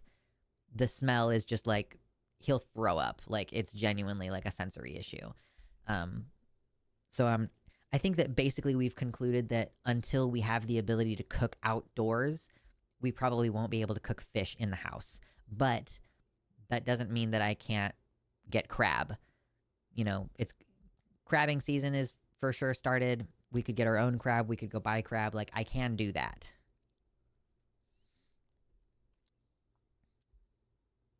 Thank you, Carol. Oh my goodness. I don't know that I've seen your name in chat before, or I can't recall having done. Sent 5 gifted memberships. So Ember, Young Black Economist, Eric, Jason, and Thorn Among Roses have all received gift memberships. Thank you so much. I don't usually tally gift memberships in the stream amount because YouTube doesn't count them. And also I don't get any of that money until next month anyway. But I guess I could, since I got some gifted memberships today, I could say we got to the stream goal. Yeah, let's just say we got to the stream goal, and I'll show off my cat. Come back, chat. I miss you. That's gonna keep happening for at least one more time. I am quiet. Fair enough. I lurk myself sometimes in YouTube chat, so I get it. Sit me down with a margarita and turn on the cooking channel, and I'll be there for hours. True. Okay, let me go find him. Where is he? Where are you? Where are you, sir?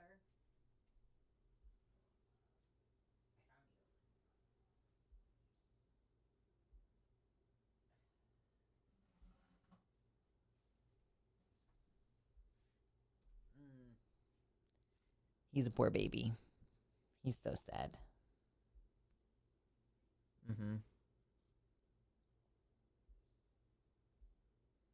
Meow meow. You good boy? You good baby? Hmm?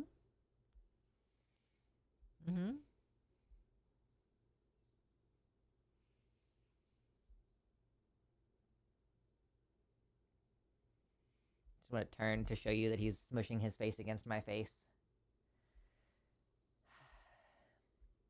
Byron says, I grew up with fresh caught boiled blue crabs from the Gulf Coast. So many people scoff at the work involved with blue crabs, but it's so tasty. I think crab is delicious. Although I haven't had it in such a long time that I don't know if what I actually enjoyed was crab or what if I was enjoying was butter. Was I just enjoying butter? Was it just that I like butter, baby? Mr. Mitternacht? He's like, surely this will end soon, right? Is it gonna end soon? Oh, thank you. Oh, thank you, Mr. Baby. He's so sweet. He thinks that if he is sweet to me, I'll put him down, when usually he's correct. So since he's been extra sweet this time, I'm gonna reward him by putting him down. There we go. See? That's what we want. We want him to be sweet. Do cats know their names? Sometimes they do. You have to actually make a point to teach them their names. You have to really, like, do it on purpose. And I think he probably thinks his name is, like, Mr. Baby, because those are the terms that we talk about him with. I do like crab, but it's a lot of work for just a little meat. True. Definitely not the most efficient way to do it, but it's, again, about getting that variety. Also, crabs can overpopulate areas, and so eating them is important for the purpose of, like, being good stewards of our ecosystem. I seldom have crab with butter. Do you just eat it plain, or do you put it with something else? Lobster, on the other hand, I also seldom have lobster with butter by way of seldom having lobster. True. Dungeness crab should be pretty easily available in the Northwest. Is a lot like king crab. Yeah. My partner actually wants to go back to the ocean because in the city that we went to, there's a place that is apparently well known for having, like, amazing seafood. And he wants to pick up some crabs. So I think I might ask him if he wants to plan to go to the beach again this weekend and go get some of that crab. Like, literally go to the coast, buy food that was buy food that was caught that day. Anyway, this was from Andy's. This is a kitty. And here's another one from Andy's. That's another kitty. Wow, look at that kitty cat. What is wrong with your face? He looks like he has 2 little vampire teeth thing happening here, you know? It's like, why are you so old? That's an old cat. Why are you so old? When we boil crabs, and you're from Louisiana, right, Byron? When we boil crabs, we use spices in the boil that add flavor, similar to crawfish boils. Yeah.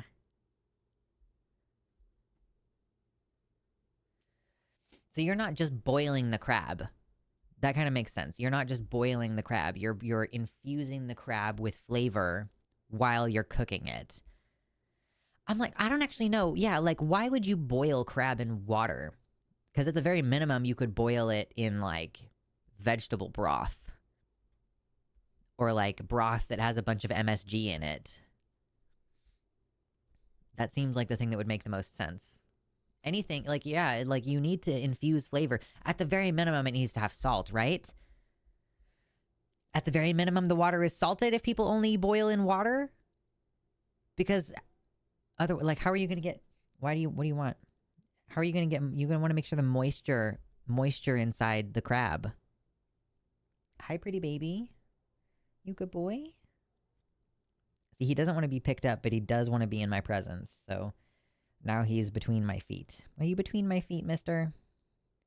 Is that where you're going to be happy? Okay, no, bye-bye.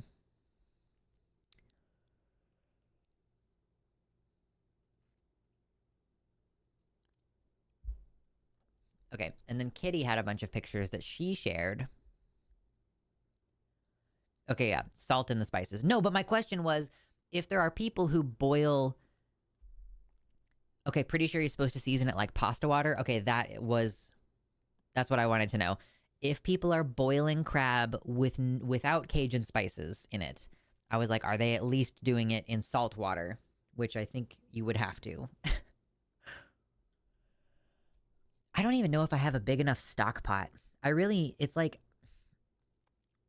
I was gonna like have a wish list of things and be like, okay, I'm gonna see like if we can afford this at any point to get like, I really want like a really nice cutting board and I really want a nice food processor.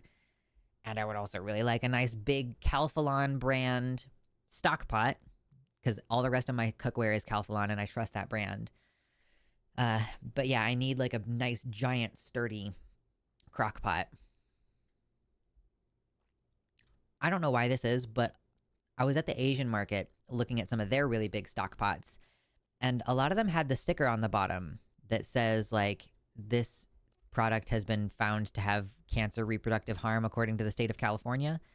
And I don't know, I know some people have claimed in the past that those stickers are a little overzealous, or that, like, yeah, maybe your shoes have something that's carcinogenic in them, but that thing is carcinogenic when you ingest it and not like when it's in your clothing or something. So I've heard people say that they're a little overzealous with labeling those things. But if it's something, I'm like, why? What is it that could be in the stock pot, which appears to just be metal, that could cause cancer?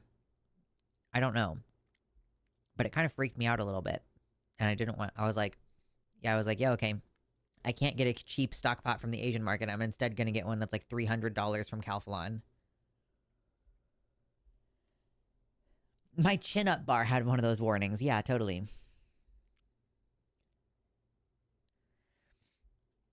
Blue crabs are also smaller, so they absorb a lot more flavor of their boil bath. Okay, fair. The non-stick surface. But I thought that they weren't non-stick. I was looking at stock pots that looked like they were just metal. Like, it looked like stainless steel, but I guess maybe it does have, like, a non-stick surface on it. It's like, yeah, that is one of the unfortunate things about stainless steel, is that you don't season it in the same way that you season cast iron. So it does have, and if it doesn't have a non-stick surface, then stuff can stick to it. You have to be a little bit smart about how you cook, or be, like, willing to... Sometimes when I'm cooking chicken breast, like, the breast will kind of stick to the bottom, and then you have to grab it with the tongs and just kind of like wiggle it back and forth until it detaches manually, because if you try to force it, then you'll just tear the surface of the meat off. Like, yes, metal is bad for you? Yeah, I don't know. Riffs says California cancer stickers are on pretty much every item. A lot of them came up during the late 90s and early 2000s lawsuit frenzy, but the caution is not itself insane. Yeah, totally. And I don't like nonstick stuff. I think maybe I even just recently may have gotten rid of a couple baking pans I had because they were nonstick, but the nonstick surface had gotten scratched. Maybe I didn't actually get rid of those, but I don't like those. I want if it's gonna be nonstick, then it needs to be like a ceramic nonstick and not like a PFAS nonstick.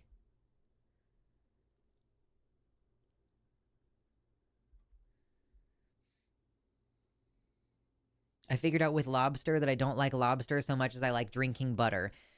Right. That's the great question. Do I like crab, or do I just remember liking crab because it was butter? You know, I like dip in butter, om nom nom, butter, butter, butter.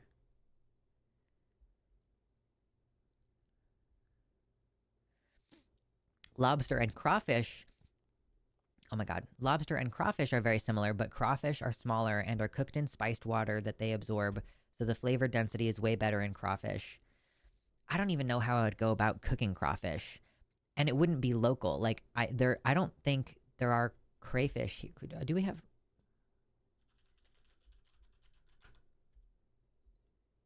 Yeah, I don't think that this part of the country has crayfish. Or actually, where I'm from, they're called crawdads.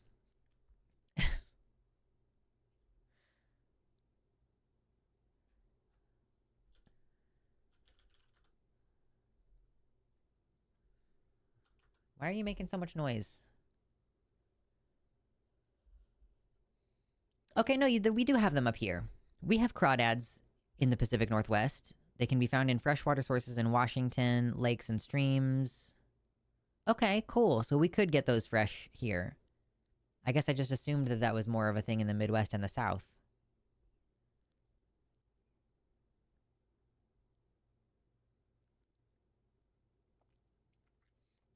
Where I was raised, crawfish are bait, not food. Never been able to get over it.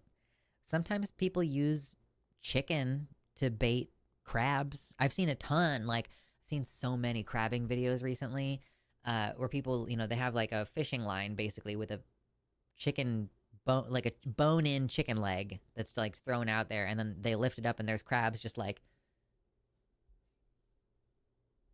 they're like holding on to it. Ugh, my back is so sore. Going bowling yesterday, I really pushed it a little bit. Crawfish are best if boiled alive, the most unfortunate part of eating them. I feel like it's pretty quick though, right? Like if you drop them into water that's already at a rolling boil, I feel like it's got to be pretty quick.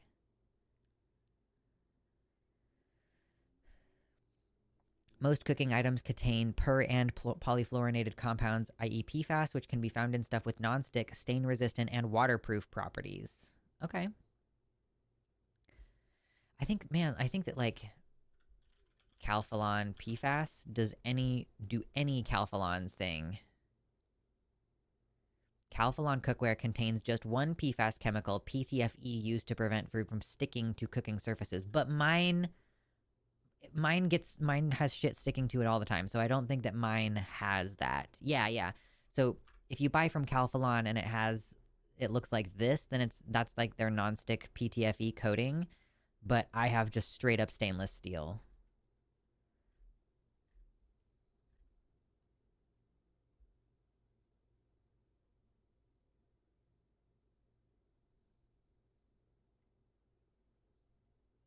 Yeah. Anyway, let's look at some puppy pictures, shall we? Kitty Tick dumped like a ton of puppy pictures, so. Babies. Why are they so small? Tell them to stop it. I'm sure you don't need to tell them to stop it. They'll quit soon enough. Doesn't help that we proved last year that crabs and lobsters can feel pain. I don't know who assumed that they couldn't. I feel like you should basically just assume that everything can feel pain because everything has like a nervous system. Or like everything has nerves close enough that I would say like pain just seems like a normal thing. How can you have a sensory experience that doesn't include pain? Reasons why stainless steel is the best. Number 1, it's stainless. Number 2, it's steel. Fucking true. That shit lasts forever. You don't even have to take very good care of it and it lasts forever. Look at that face. How ridiculous is that nose? I hate you so much. Oh no. Oh no. Oh no. Oh, I can't with this. Look at your little baby feet. It's a little black. Oh, that's crazy. Look at these babies. He's yawning. Baby. Okay, there are more. I'm just going to close all those out because I don't need them open anymore. I'm going to go ahead and get rid of them.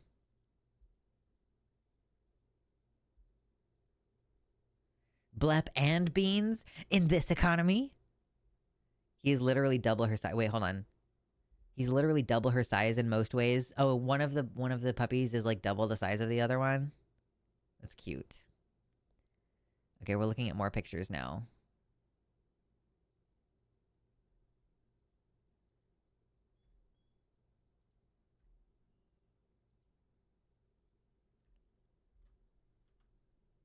Whoop.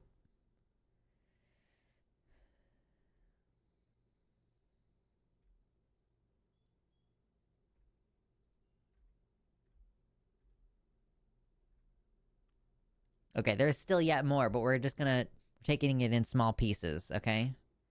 No, it's fine. I understand. You know the puppies are cute when Luxander's voice cracks. True. It's easy for my voice to crack 3.5 hours into a stream, though.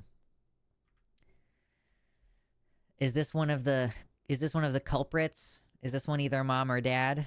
This one is responsible for all of the cuteness. What is going on? Why are you so cute? That's crazy. Oh no. I don't even like dogs. You guys, I don't even like dogs. Oh. He's like, I'm like in my first playful mode of my life. He's like, I'm gonna roll over on my belly. Look at the tiny little claws. Itty bitty little claws. Oh.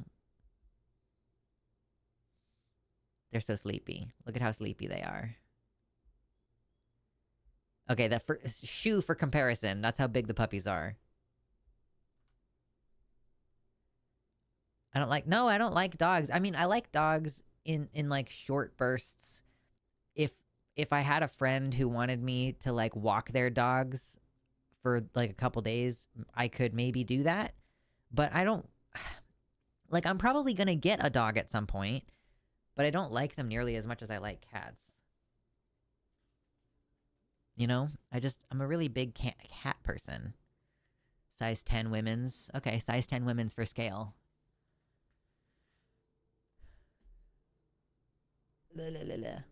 This makes me so the bleps and beans in this economy reminds me of getting mad at a Mexican restaurant because it says rice or beans. Of course, I want both of them. Yeah, that's funny. Okay, Andy's has a YouTube short for us to watch.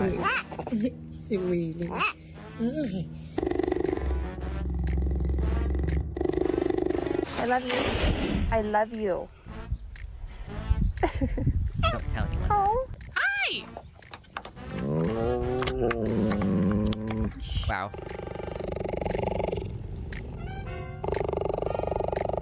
Cats are cats are cats are cats are cats. What is it? I'm sorry. I don't think this is a real sound. That's the problem, is like those are not real sounds, and I know that because I've seen cheetah videos before. So you gotta watch out. Okay, there was one more thing. Oh, yep. We got more stuff.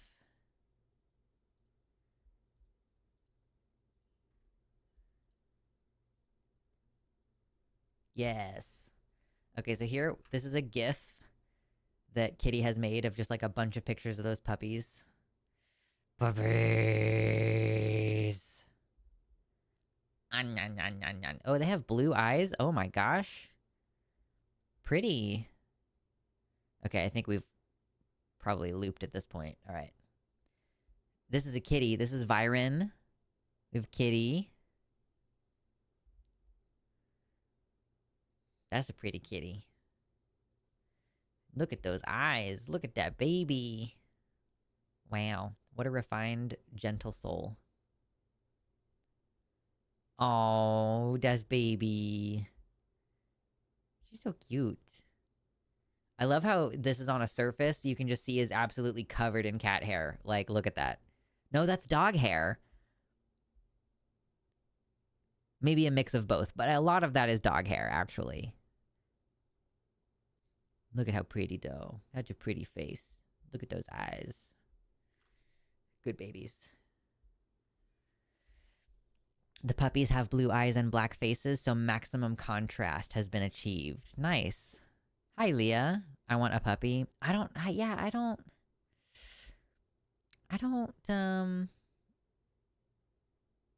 definitely, if I'm going to have a dog, I have to have a puppy because I have to train that dog to be a specific kind of dog. I saw a YouTube short or a reel or something recently of it was just somebody videoing like a room full of puppies. And there was one puppy that kept walking over and sitting down, and then it would walk to another place and then sit down. And I'm like, I would pick that dog because that dog is already predisposed to a behavior that I desire.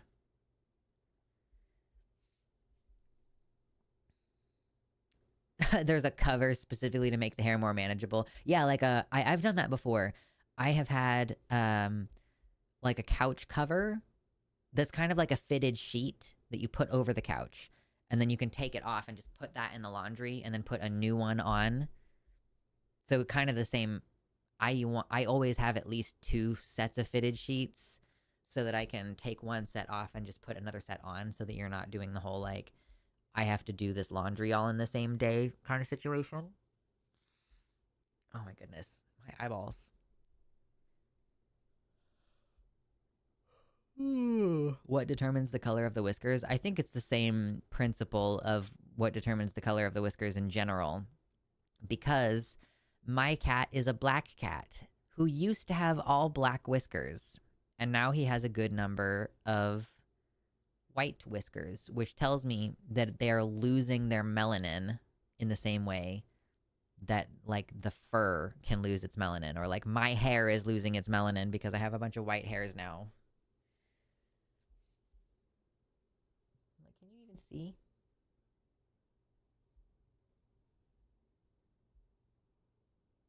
I do have white hairs. They just like to hide sometimes. See, they just don't want to come out. Oh, there's some. You can see. Oh, look at that. There's white hairs. I'm getting old. Getting old. Someday you will probably meet my dogs. We are talking about getting a pair of alpaca babies and raising the puppies as livestock guardians, if the woodcut happens soon enough. Yeah, absolutely. Did you say you guys are down by Coos Bay? Somewhere in that area? I just have to think ahead for when I'm going to make trips over. When you went on tea, did you also use minoxidil? I used minoxidil on and off. Do you mean to prevent hair loss, or do you mean to stimulate hair growth on my face? Because I did kind of do both of those things. Thank you, Karel. I feel like my hair looks really flat today, or like it's looking really frizzy instead of like curly, but I don't know. I'm still trying to figure out how to do my curls. My Void Boy still has black whiskers, but his fur has a lot of gray wisps now. No! Stop it, passage of time. Okay, down by Coos Bay. All right, cool. At least I just have a general vibe of where you're at. I used to sit for 4 Rotties, 2 Spaniels, 1 Boxer, 2 Australians, 2 cats, 2 parrots, and 4 thoroughbred horses simultaneously, weeks at a time. Wow, Jesus, I hope you were getting paid well. That's too many animals. Sometimes it's like, dude, that's too many animals. My husband has a friend at work that we're going to go bowling with soon. We were supposed to go bowling with them this weekend, but we didn't end up going. Well, they didn't end up going because they had a family issue. But my partner was like, oh yeah, my friend at work has like 5 cats. And I'm like, that's too many cats. And he's like, that's too many cats. And I'm like, why do they have that many cats? And he's like, I don't know. I'm not going to ask. I feel like it's not appropriate for me to be like, why do you do this? Why do you have so many cats, you weirdo? And I'm like, that's exactly the kind of thing that I would say, though.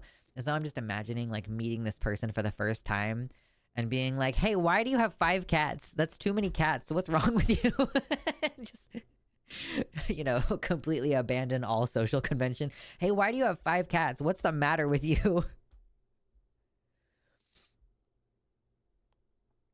My void boy is 15 or 16 years now. He's a crazy love bug after years of being dismissive and bitey. Aw.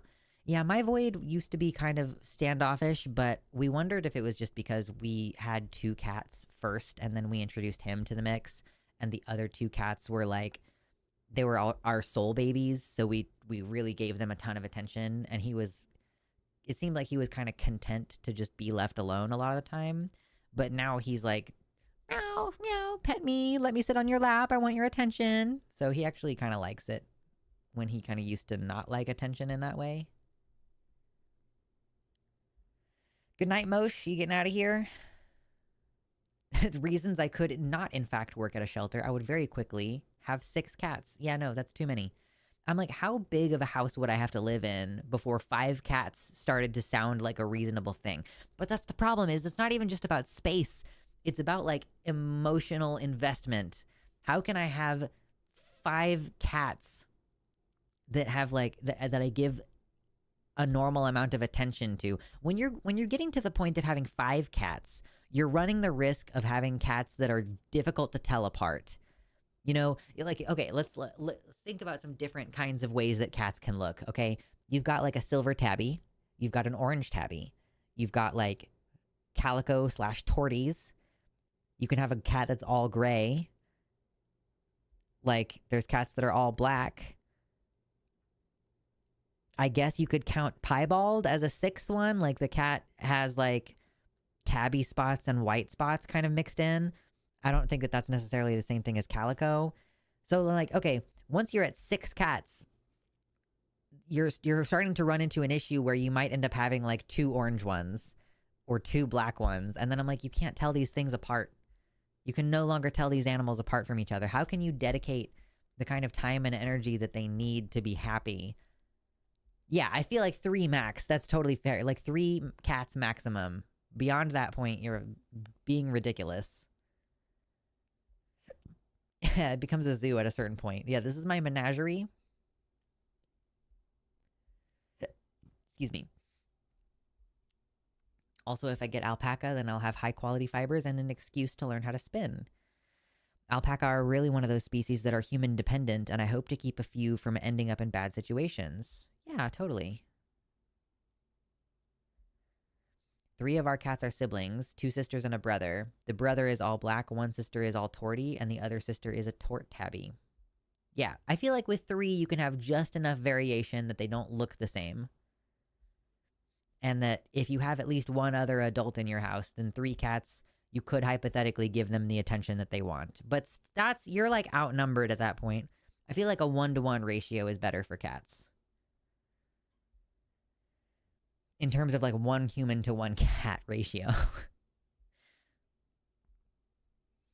We not only had 5 cats at one point, we had 5 black cats, 3 of whom had no distinct white patches and 4 of whom were brothers. Several have now found new homes.